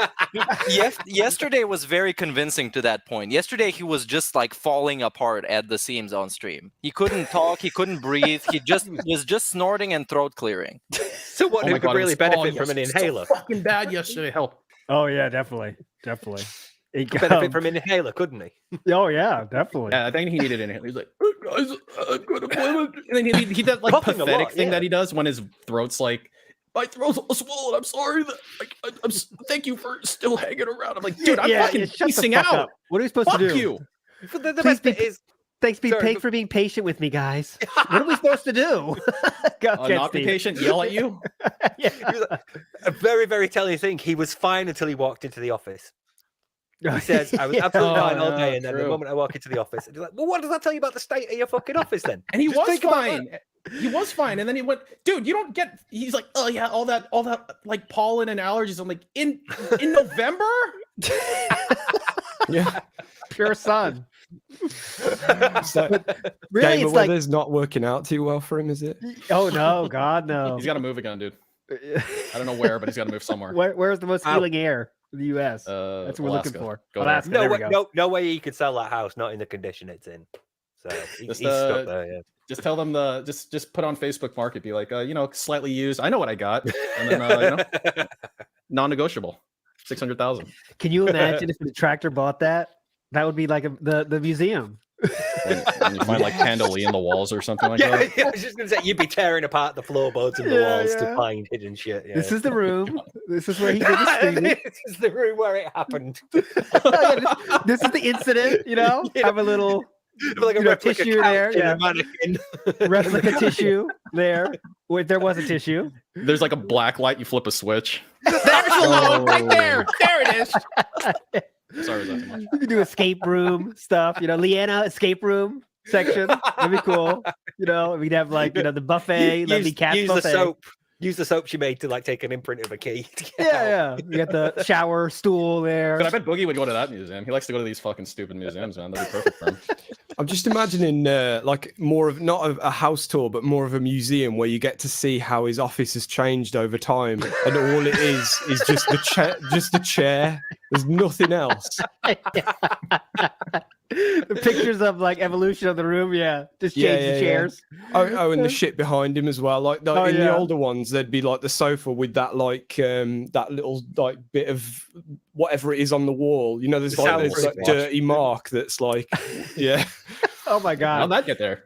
That'd be here's the $300 coffee maker. We have all this shit. It'd be pretty cool. But anyway, here's the soundproofing that made it so that the further away he was from the mic, the quieter it yeah. Here's the 3 capture cards he bought because he wasn't sure which worked better, but he still bought 3 just in case. It's a fucking Stream Deck new in box still right over here. You walk through it's like all these things on pedestals, and one of them's like the Final Fantasy 13 box. Still unopened. Oh god, yeah. Still unopened. Still unopened. To this day. Legend has it, he never opened it. That'd be awesome. But all right, I think we should the inhaler thing we talked about, it was nonsense. It's not bad not to know things, but it's bad to say you're right about something and call people idiots for calling you out. That's the fucked up part. So let's keep that in mind. And when he saw that chat was against him, he quickly changed his tune to, my guess could have been right. It could have been wrong. I'm not sure what's right anymore. So like the guy that was called an asshole, that was called not intelligent 2 seconds ago, basically was right.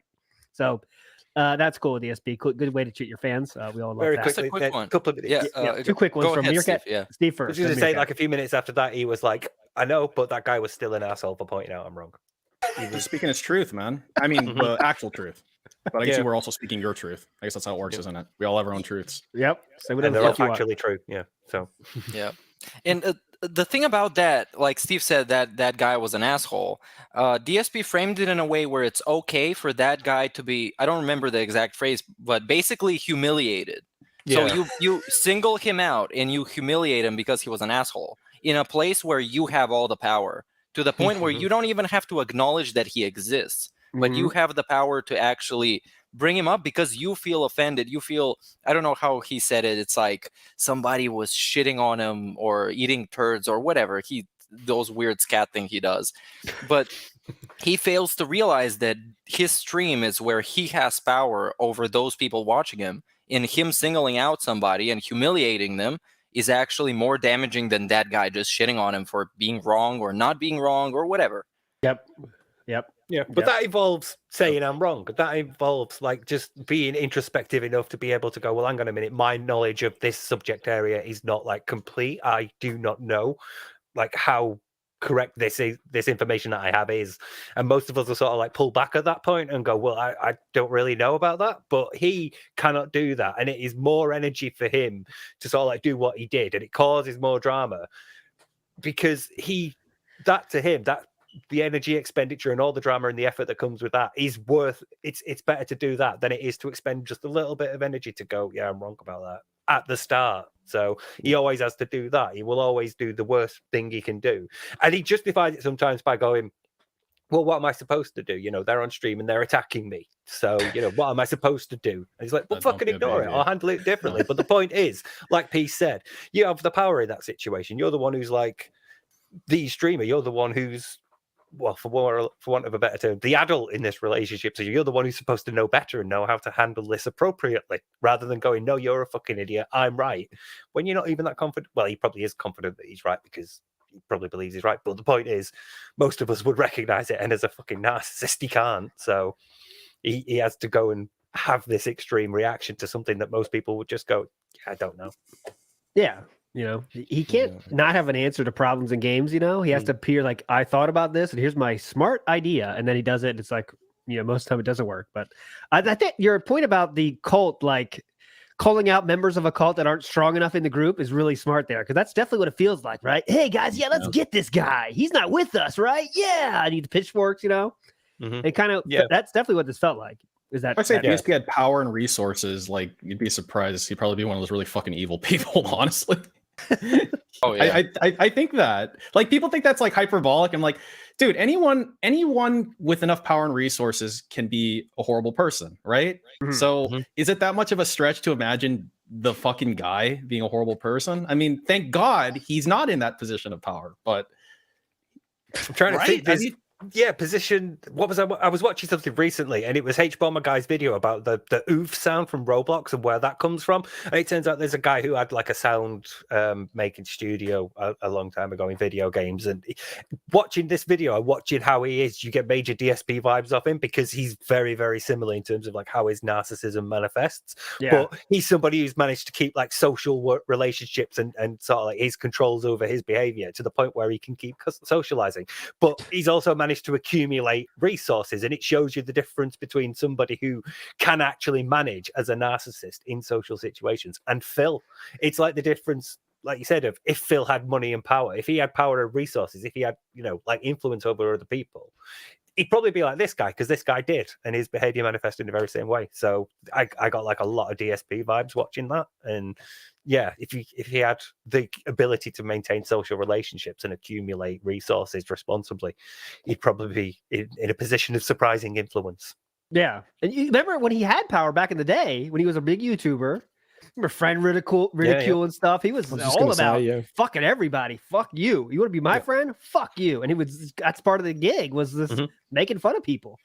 Unless it was like until it got to that part where he's at the convention, at Screw Attack Game Convention, and he talks like teacher. That is so good. All right, guys, please take a seat, guys. We're about to get started. All right, guys, take a seat. Come on, guys. It's like, we should do that on a rewind. Oh my god, yes, please. Yeah. But all right, we have to get a chance questions. I've not seen that. So. Oh wow, it's good. Yeah, it's basically a TED talk, but was orchestrated by DSP. It's like his big election winning speech. It's like he's going in office. It's like his career's over, and he's like, "This is the winning lap, right? This is the victory lap." And it's like he frames it like that. How I've got to this point where I'm the biggest fucking gamer on earth. Quick Let me question. tell you guys. Just one important point. Does he mention being fired from the helicopter company? Ooh. I wasn't as in tune with the helicopter joke when I watched this. So I had to watch it back. I wouldn't surprise me though. I think that's kind of a rhetorical question. That's a core part of who he is. Yes, he definitely mentions a lot of hardships. Don't worry, he says lots of hardships. Oh, he had to work for 20,000 years in the slave trade to get to that point. He talks about it. Don't worry. But all right, we have got to get to questions, Meerkat. That is where you are the star. I have one question first. I think everybody's going to be interested in. Yes. And of course, nobody better to ask than Piece of Peace. Has there been a difference in contributions since DSP took on this new non-begging persona? Has there been a drop-off, a rise, maybe? Have you noticed some kind of a trend? Yeah, so let's see. I actually noted specifically when he started kind of acting weird. It was a little bit after the stupid like Halloween marathon. It was after the TV broke. So it was the last week and a half, 2 weeks, something like that. So so let's just say like for November, for example.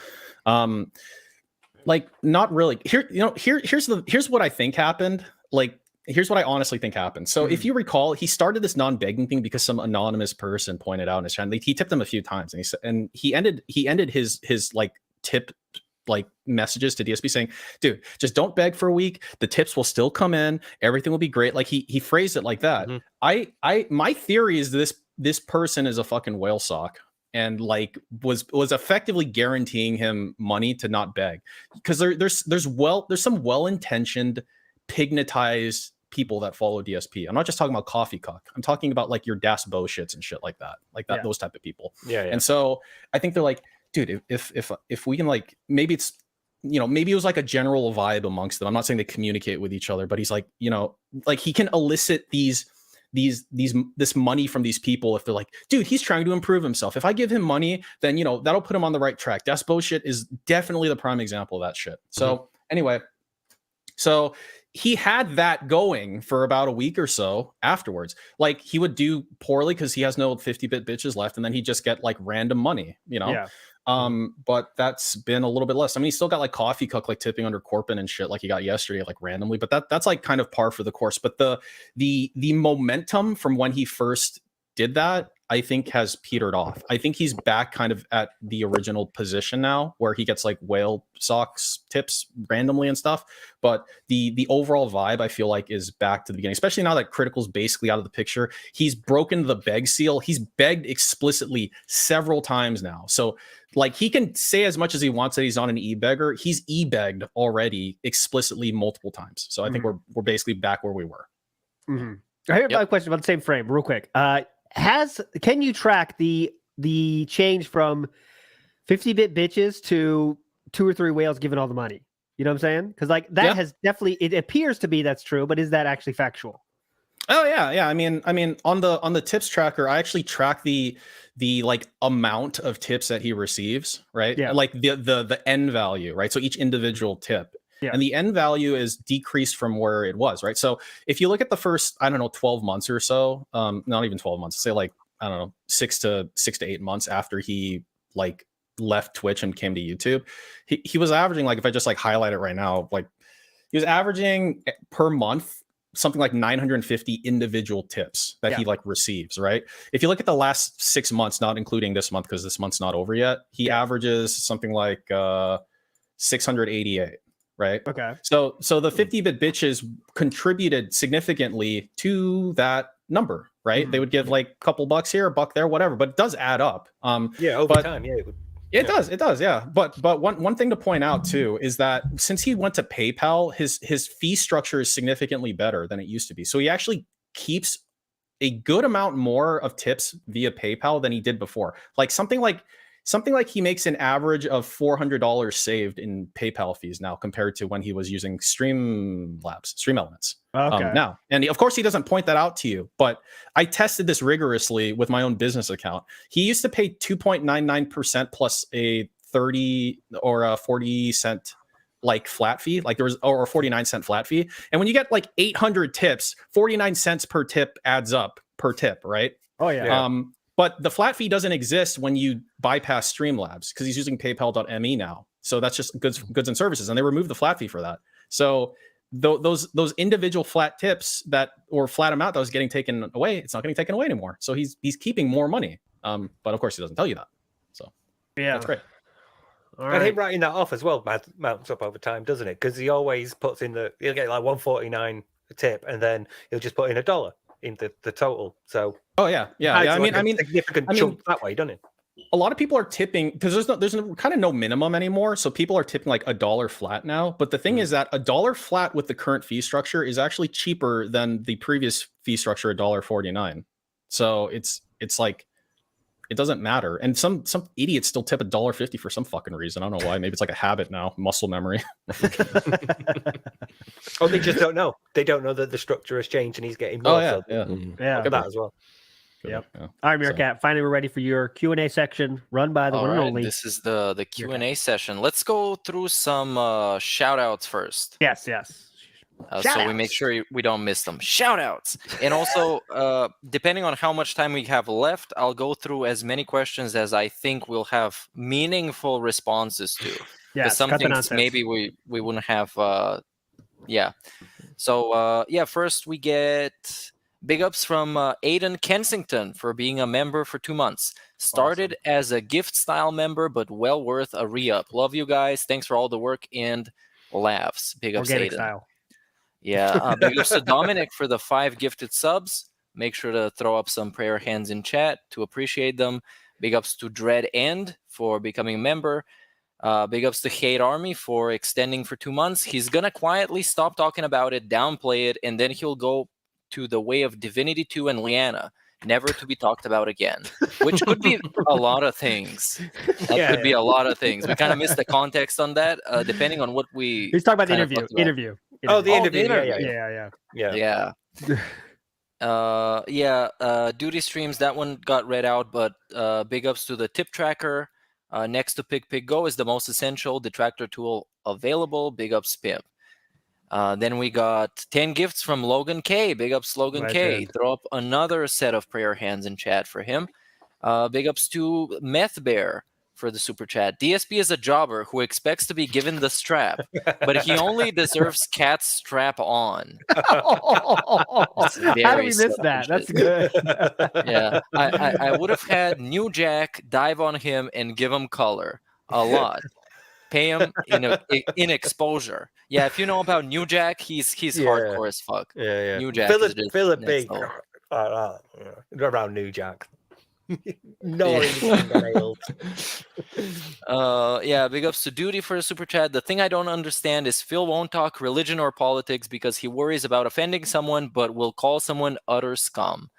That's just a thing he does, I guess. It's not offensive then.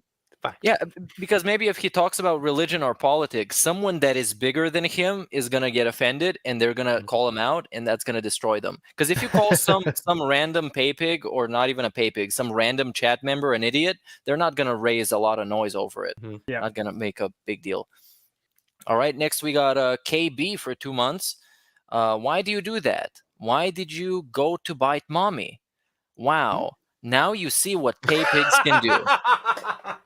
Pig ups, pimps for this robust talking Snort. review style podcast. Snort Burnell clip, innit? The pig, Yeah. Pig bites the woman and she's like, "Ow, why did you do that?" Okay. That was way over the head, but yeah. My favorite Snort Burnell soundbite is when he does, "Oh my god, he's drinking." Yeah, he's drinking gin. It's gin, it's piss, it's sperm, it's salt. It's so good. But Then in my head the is cut to the hiccup is just wow, it's so good. WWE champions time. In my head, like, so. For me, it's why am I toxic? Always. That's just a classic, Bill. Yeah. Speaking of isms, my big ups to Hate Army for the super chat. My favorite piece of peace ism is when he talks about red dots and where to point them on the stream. What is the panel's favorite piece of peace ism? And I'll go first. Mine is when he tells them to DYE. Yeah. In real life, because sometimes I watch DSP and the only thing I have left to say is just log into Minecraft. That's all. If you're gonna complain about all this shit on a daily basis, why even bother existing? Just do not. Yes. What about you guys? I'll say mine is the DSP impression, because it's not like it's kind of the ones that's kind of like evolved into this thing. It doesn't really sound like DSP, but it does enough that make it funny. You know what I mean? Like it's just the right amount of DSP to make it amazing funny, and then it's kind of like it's just like its own thing. It's like piece of pieces version of DSP. That's my favorite thing. Do you know what I really appreciate about Piece of Pieces streams? And it's the simplest thing, but it's so fucking genius. It's just the fact that he has that laser sight thing, and all it is like it's just a GIF or a PNG with transparency, but it works so fucking well. It's perfect. I very much enjoy when you slow down and then focus on Phil's face and playing slow motion, have something like really getting into the eye or the ear. Just really like emphasize how gross it is. The dig ins, yeah. Awesome. All right. Moving on to Harry Otter Gaming. Big ups for his super chat. He literally eats and drinks everything that triggers his gout. Yes. That's how life works. Yep. And then we get Logan K for a super chat. Nazi hat plus pressure chamber was very on brand. Yeah, that was great comment. Thanks. Oh, he wasn't, was he? He was. Yeah, he absolutely was. Then we got Trash Man with the super chat. Phil is a red playing out Mao, Mao as in Mao Zedong. You know, the Chinese style person. Red Guard playbook with the cult stuff. So we get some cult stuff. Okay. Then we get Zero Gaming Network for 2 months, who says, "Wowzer." So big ups. to all of these shout outs. Now let's read some questions and answer some questions, hopefully, or we just say we don't know, or we berate the person who asked them and we call him an asshole. That one, yeah. There's about 18,000 questions. Go ahead. Good luck searching them. Oh yeah, there are a lot of them, but I'm gonna cherry pick. We'll make some progress. First, we got, do you think cat works? I'll go first. I'll say yes, but not good enough because she doesn't get the shifts that she wants, so she's obviously not reliable enough. Yes. What do you guys think? Yeah.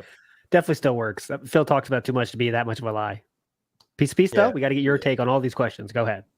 I concur. Yeah, I think she works probably shittily and part-time and just imagines being back home playing Skyrim while at work. Well, we know she's unreliable because the car broke down and she was like, well, fuck it. I'm not going into this. Relax there. White run, here I come. Time to go back home. It's all right. She played Skyrim. She was fine. Yeah. Talk to Parson. She relaxed. She wasn't stressed. She's all right. Thieves Guild, one more time. Yeah. Go ahead, Meerkat. Then we got Tony, who asks, who is in your Mount Rushmore of Dent contributors and also lolcows? All right, that's his only piece, I think. Piece, this is just for you. Oh, okay. Okay, so Dent Mount Rushmore. It's got to be okay. Jax Raxer. It has to be people whose faces we know, I guess. Like, I can't put Coffee Cook on there because I don't know what he fucking looks like.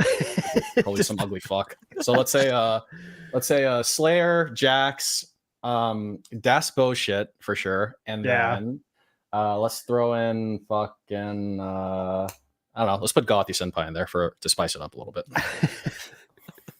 Wait, what was the other part of that question? Same question about lolcows, Mount Rushmore. Oh, that's. Oh, I don't really follow lolcows too much, so I just have to. Yeah, I just have to. Well, how about just put like Boogie's fat ass on there, and you can take up all the spaces. That work? That works. Yeah. Sure. Let's move on. Now we have from a Bentley enthusiast. He asks, I don't know about this one, but do you guys know about the DSP versus TKK chapter? TKK. What does that mean? I don't know. It's just TKK. Lore. Bentley enthusiasts. Send a message on Discord. I would love to hear that. Maybe a short there. I don't know. I guess. Is there somebody in the Street Fighter that played TKK? Are you talking about T? I hope you're not talking about T. That's a soft subject here. Please don't talk about T. Please don't talk about T. Tony Khan. You had some words about AEW, maybe. It's a Street Fighter 4 streamer potentially. Okay. There's the videos of like both of their perspectives while they're playing Street Fighter 4. That's all. Is it like one of the first times his inputs were shown?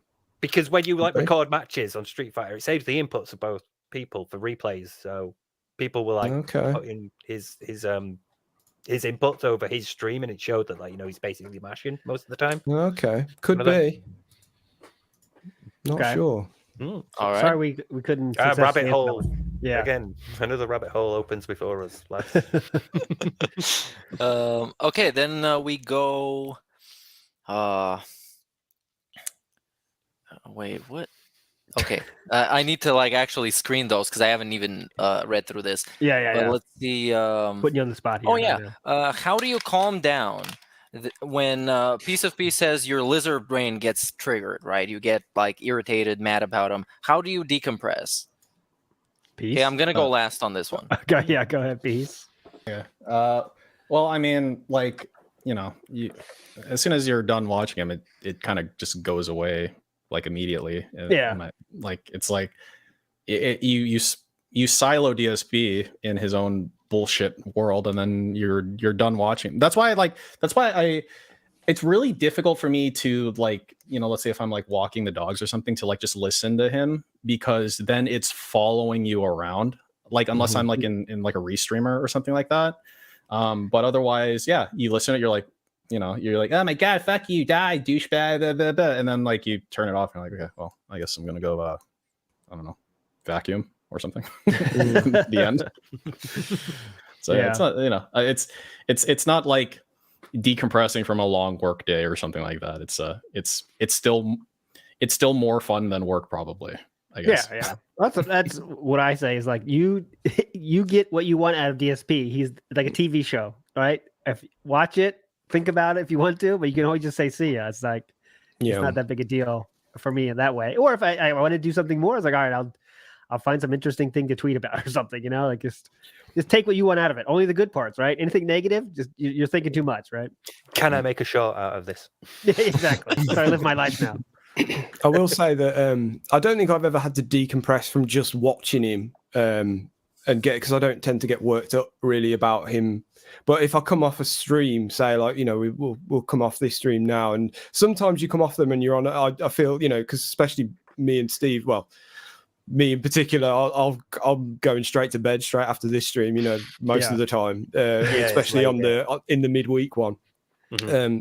So I'll need something to kind of chill out to, and a lot of the time a lot of the time I'll try and watch something like wholesome. So I'll put like LGR on or something like that, just something like completely the opposite of DSP. Oh, yeah, that makes sense. Someone that cares really about their job and works hard. Yes. Yeah. Basically. Yeah. Don't have fucking dreams about DSP. Don't let it be the last thing you see before bed. All right, Meerkat, you built it up. Go ahead. All right. Yeah. Well, I like to watch DSP as a reality show. I don't even want to acknowledge that he's a real person, because then it gets me thinking, like people get upset at him. Oh, it's not fair that this guy makes so much money sitting on his ass. And then you expand this mindset to all the other people who do the same thing and get by in this lifestyle. And then it irritates you because, it's injustice. So I like to think of him in this box of he's a reality show that you can comment on. Sometimes you can even influence the outcome. If you're a troll that's determined enough to troll him, you can influence what gets to happen. So it's this like next level of reality show. So I kind of put him in that box. I talk about him as if he's in that box. And when we come on the podcast, I talk about him in that same way. So that kind of keeps me having entertainment. Like ALT said, you pick the parts that you're interested in, you talk about them, you engage with them, and the ones that you're not, you just pretend they're not there, and he just exists in his own realm of existence. Just like he put so much effort into creating his own reality. So you just let him live in that reality. Mm-hmm. Segmenting it off is what's the important factor, because then you're just like containing it as another hobby. Because when I do it, when I'm done, I'll go and do something else instead. I might play some games, or I might play the bass for a bit, or like Sam said, if it's particularly late after the weekday streams, we'll I've got to go to bed soon, so get ready and do that instead. But most of the time it's the prescription painkillers and the drugs that keep me going. So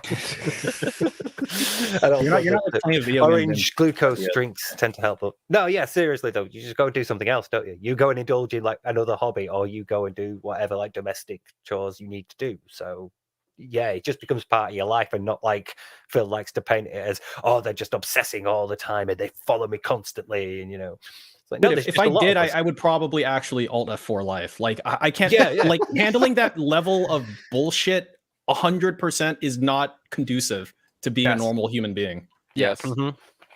And that's why another reason we're against ops, right? Ops are bad because that you're getting too involved. You got ops, guys. You know what I'm saying? It's like it's a TV show. We watch, we comment, you laugh, you can make stuff about it, but the ops is kind of where you're kind of getting too much of your real life involved in that, is my opinion. But well, that's all a responsibility of the person that's doing it. Like I'm not against it, but if something happens and it's funny enough, I'm gonna talk about it. I'm gonna laugh at it. And I comment on the ops, so there you go. If the ops come out and they're funny, I laugh and I enjoy them. So there you go. But all right, next question. Yeah, I think I saw a question earlier in chat that kind of ties into that. Is like if DSP is liable to a lawsuit. My answer to this is he might be, but imagine if you have a lawsuit against them, also known as a LOL suit, a LOL suit, and you lose. And if you lose, you're going to be the guy who got owned by DSP in court. So you don't want to be that guy getting cucked by DSP in court. Yeah. So even if he is liable, just like fuck it.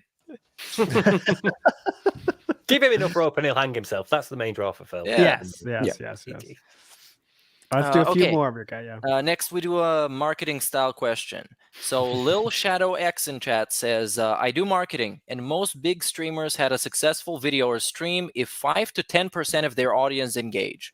Phil expects more than 50% engage all the time, and they want to hear our thoughts at marketing level. So go ahead, think out loud. He expects what he always has had, so that's why he continues to request these insane donations and viewership, because he's always had that, and anything not that is bad. That's my take, and he's entitled to it. His history and like the early success that YouTube brought him reset the bar for what he considers normal now, and since that's what he used to get, that's what he should get, so that's what he expects to get. Yeah. His view of what he's entitled to is so skewed by his past that he's just got a completely unrealistic expectation of what he should be making. That's it, really. Yeah, he doesn't know the first thing about marketing as well. I think he's trying to basically brute force through marketing, just like with Dark Souls or something like that. He just wants to like face tank through the idea of marketing so it becomes obsolete. He tries to just negate marketing by begging enough people. Because if you do it like just explicitly beg people, you kind of save yourself a couple of steps of trying to brand yourself and get up there in the algorithm. You just ask for what you want directly, and you might get it. And if you don't get it, you just haven't asked hard enough. So keep asking. Yeah, it's superliminal messaging. Just yell at them until they give you the stuff, right? Dude, that's like perfect. It's worked so far for him. He goes like, "Oh, guys, I'm going to need this money to help for this bill," and people give him money, so he's not going to stop, is he? Oh, so no. Conditioned, as it were. Oh. Yeah. For many years now, he's been conditioned that the more I ask, the more I get. So why stop? Yeah. Oh, Okay, we can move on to a next question. Let's see what we got time left for, because we don't have much time left, do we? Yes, we should quickly wrap up soon. So one more final question here. Sure, let me find some out. Okay, then we get, would you consider Phil a cult leader, or does he just employ cult leader tactics? All right, this sounds like a question for a cerebral host. Style. I'm told, I think both, because he probably doesn't explicitly think of it as a cult, and if he said that to him, he'd be like, "Oh yeah, I'm a cult leader. I'm pretty sure he's literally done that before. Yeah. I won't be surprised if he had, but it's still, by any other definition, it is. So even though you might not intentionally think I'm a cult leader or intentionally act that way, he fits the definition, and he uses the mechanics that cult leaders do. So I'd go with both. Yeah, I think I've answered this before, where I've said someone quoted me in one of our comments. I think it was is it Jay from Cornwall or whatever the name is, somebody from Cornwall, where I'd said, he's not a cult leader, or he's not intentionally a cult leader, but he's unintentionally a cult leader. Yeah, I definitely think it's that, but I actually have to say that I don't know, man. Comparing him to actual cult leaders, you see like Osho, or you see David Koresh, or you see Heaven's Gate. Yeah, Heaven's Gate. He lacks that natural charisma and the way to make people feel special on an individual level, because that's how you draw them in. You make them feel like they're a part of this thing that you have going, that you can't do without them. And you also use this mentality in a way to try and isolate them from anybody else they got. So all they got is you in your community and your thing. And of course, this can't happen on a shitty live stream on the internet, but he lacks that fundamental trait of that individual charisma, that magnetic personality. Well, he does it like he replaces that. Yeah, he replaces that with making fun of people and talking down to them, right? Like it's the cult of you're the bitch, right? In order to sort of like get people in. Like in the way that, like you said, you want them to feel part of this thing. He does it with like, we do this all the time. I'm an interactive streamer, so you get to have your say in my content. You get to vote on games and things. We will hit the goal this time. We did it. We made this marathon possible. So he replaces the natural charisma with stuff that tries to engender like the importance of the group. He makes it like, that's the thing. You people in chat can ask me questions. If you want your questions answered, then ask the king, where I will directly address what you have said. It makes you feel part of the group, so he pulls them in that way instead. So then can we isolating them from a Can wider we group draw a as well. parallel to the marketing thing where he just tries to brute force through the charisma into Yeah. just explicitly telling you something? Yeah. Yes. That's why all of his like unironic fans are dense, because a good cult leader with enough time can probably convert a normal person with enough time. And you know, they just have to find the hook. They just have to hook you. They find your weakness and hook you, right? DSP's like fan base is exclusively dense, and that's the only ones that'll fall for this shit. So Yes, because that's the difference amount of energy and effort that Phil's willing to put in, and most people will be put off by it. They'll be able to sort of like see through his bullshit and go, no, I'm not bothering, fuck him. But a couple of people that are ignorant of it will fall for it. So yeah, that's how you end up with the dents, as it were. And more, less than that. Let's not overthink it. His content is the worst thing on the internet. That's why I think we need. Let's not go over that. The streams are the worst. Right? Try, challenge yourself. Don't watch Piece of Peace for 5 minutes. Watch the Raw for 5 minutes, and you want to die. Go ahead, Meerkat. I shit you not. The biggest thing that was a red flag for me in the OIC interview with Proper was when OIC tried to bring up the point that DSP's content actually is good or has redeeming qualities. And that when I heard that, I'm like, okay, this guy is something else. Yeah, he did. I think Proper interrupted him right after that, but he tried to bring up the point of like, in a way, do you guys like actually believe that his content is trash? In this kind of, he didn't even believe that kind of way. God, I'm gonna throw up. Yeah. What the fuck's wrong with you? And of course, the second thing was when he said, I really wanted him to, I really wanted to buy him that laptop, man. I wanted that real bad. He had a savings account, dude. I sent him a screenshot. Fuck yourself. Yeah, dude. Fuck yourself. I got $1,500, dude. Wow, dude. Wow, big spender, man. Thanks. Oh, really want to buy the laptop. Want to see you touch the keys. Fuck's wrong, dude? Like, what kind of personality disorder is that, Steve? What do you have to have coffee cuck syndrome? Nothing else going on.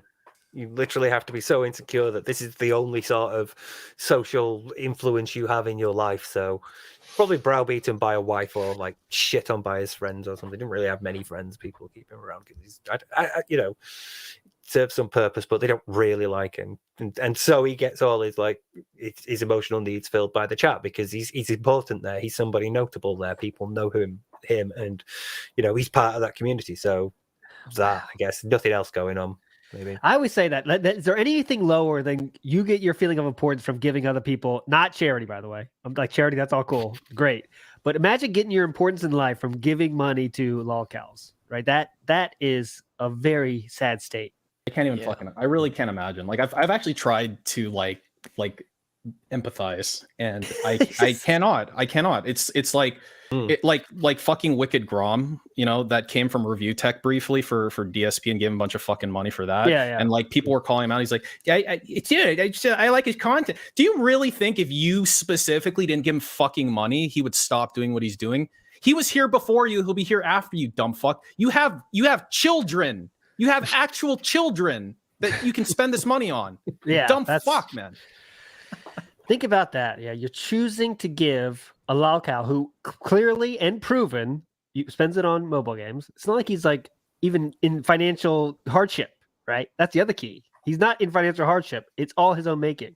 And all he wants to do in life is get more credit cards. That is what he's waiting for. The rainbow at the end of all this nonsense is more credit cards. Oh yeah. So you are doomed to just repeat this cycle again because you know how it's going to end. So.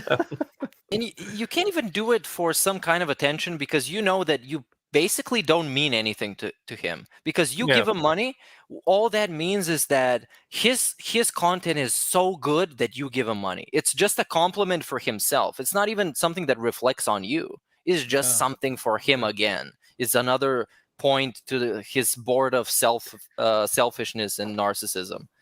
And it reminded me of like when we do the call-in show. I think last time we got a notification, we got a message from Indrid Cole. You said, she's the very first subscriber to the channel. He never does anything like that. He never sort of like reflectively goes, oh, you are this person in the only real sort of equivalent is Snowcarl, and even then he's taking the piss out of Snowcarl by sort of like saying, oh, it's Snowcarl, everyone, get ready for a dumbass question or something like that. But he's never like, oh, you're the member of this oh, it's good to see you again, mate. It's only ever like somebody like Derish.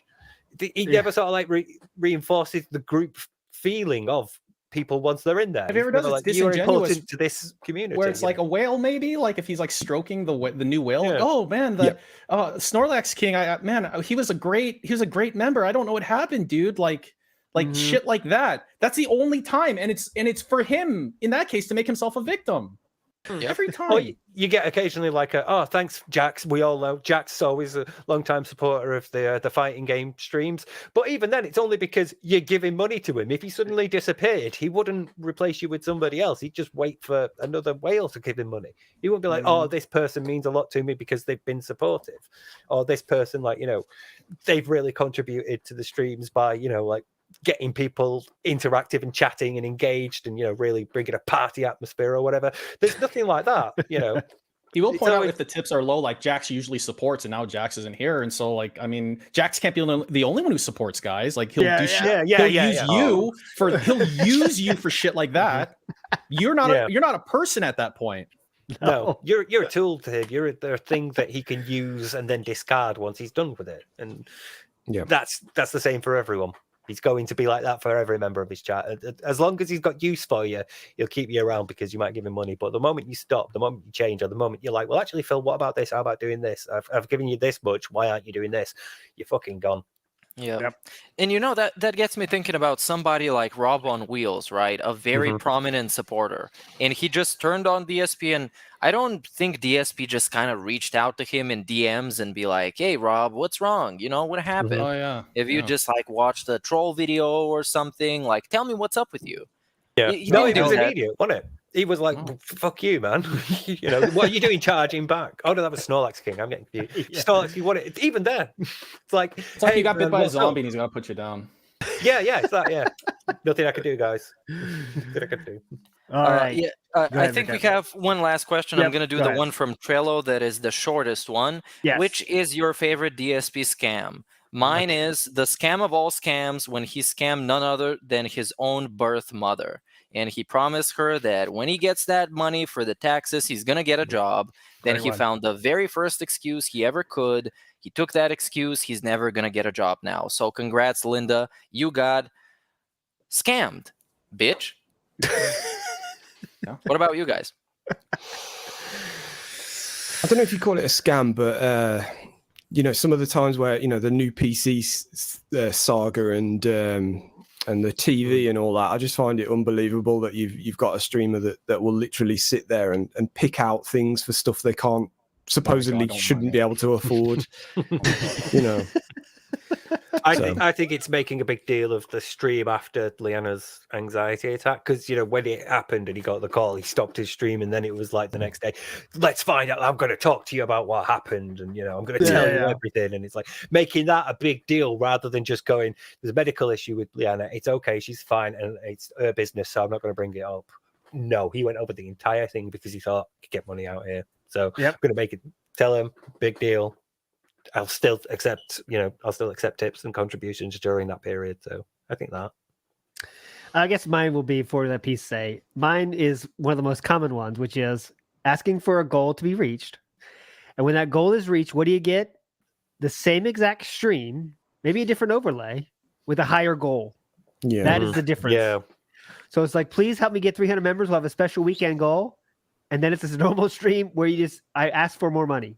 And counting on the event to get me where I need to be, but it was just a normal stream, so now I got more bills. It's like, oh, your bills went up because it was an event, because you needed more money for said event. Yes, that's my favorite. What about you, Peace? Last one. Mine's like a little baby scam, but I liked it a lot because they're like all the evidence is right there. I made a video about it. It was the Kirby knot scam when a random whale sock called Kirby knot gave him $25 and said this is explicitly for the Kirby stream, and so he didn't add it to the tips goal for the stream. And then during the Kirby stream, he didn't add it, and he limbed people who pointed it out. And then the following day, he said, "Dude, I didn't." I just totally forgot, man. I totally forgot. You can literally see him limb people himself for asking about it. Just asking.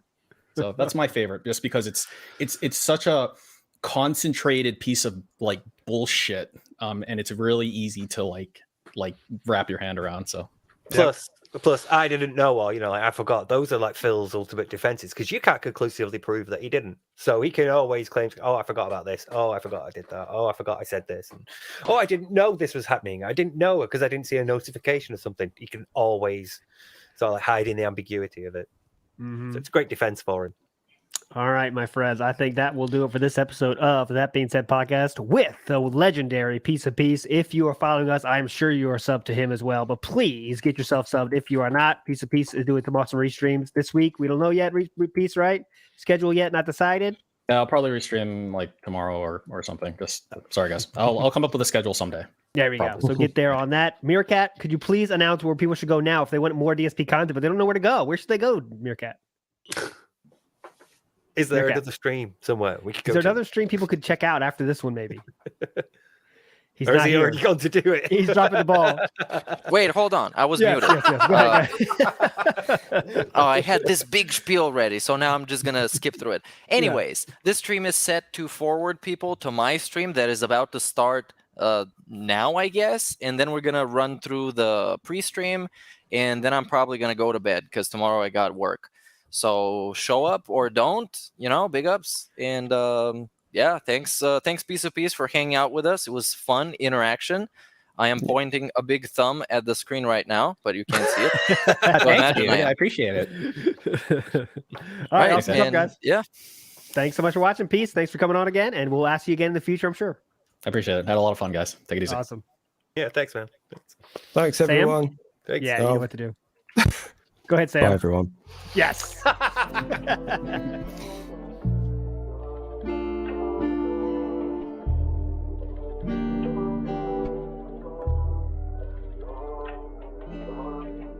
This one goes out to the one and only, the big cat, the fat cat. Big ups. I first saw you in Burger King. You took 2 seats 'cause that ass is way too big. Had a boyfriend I really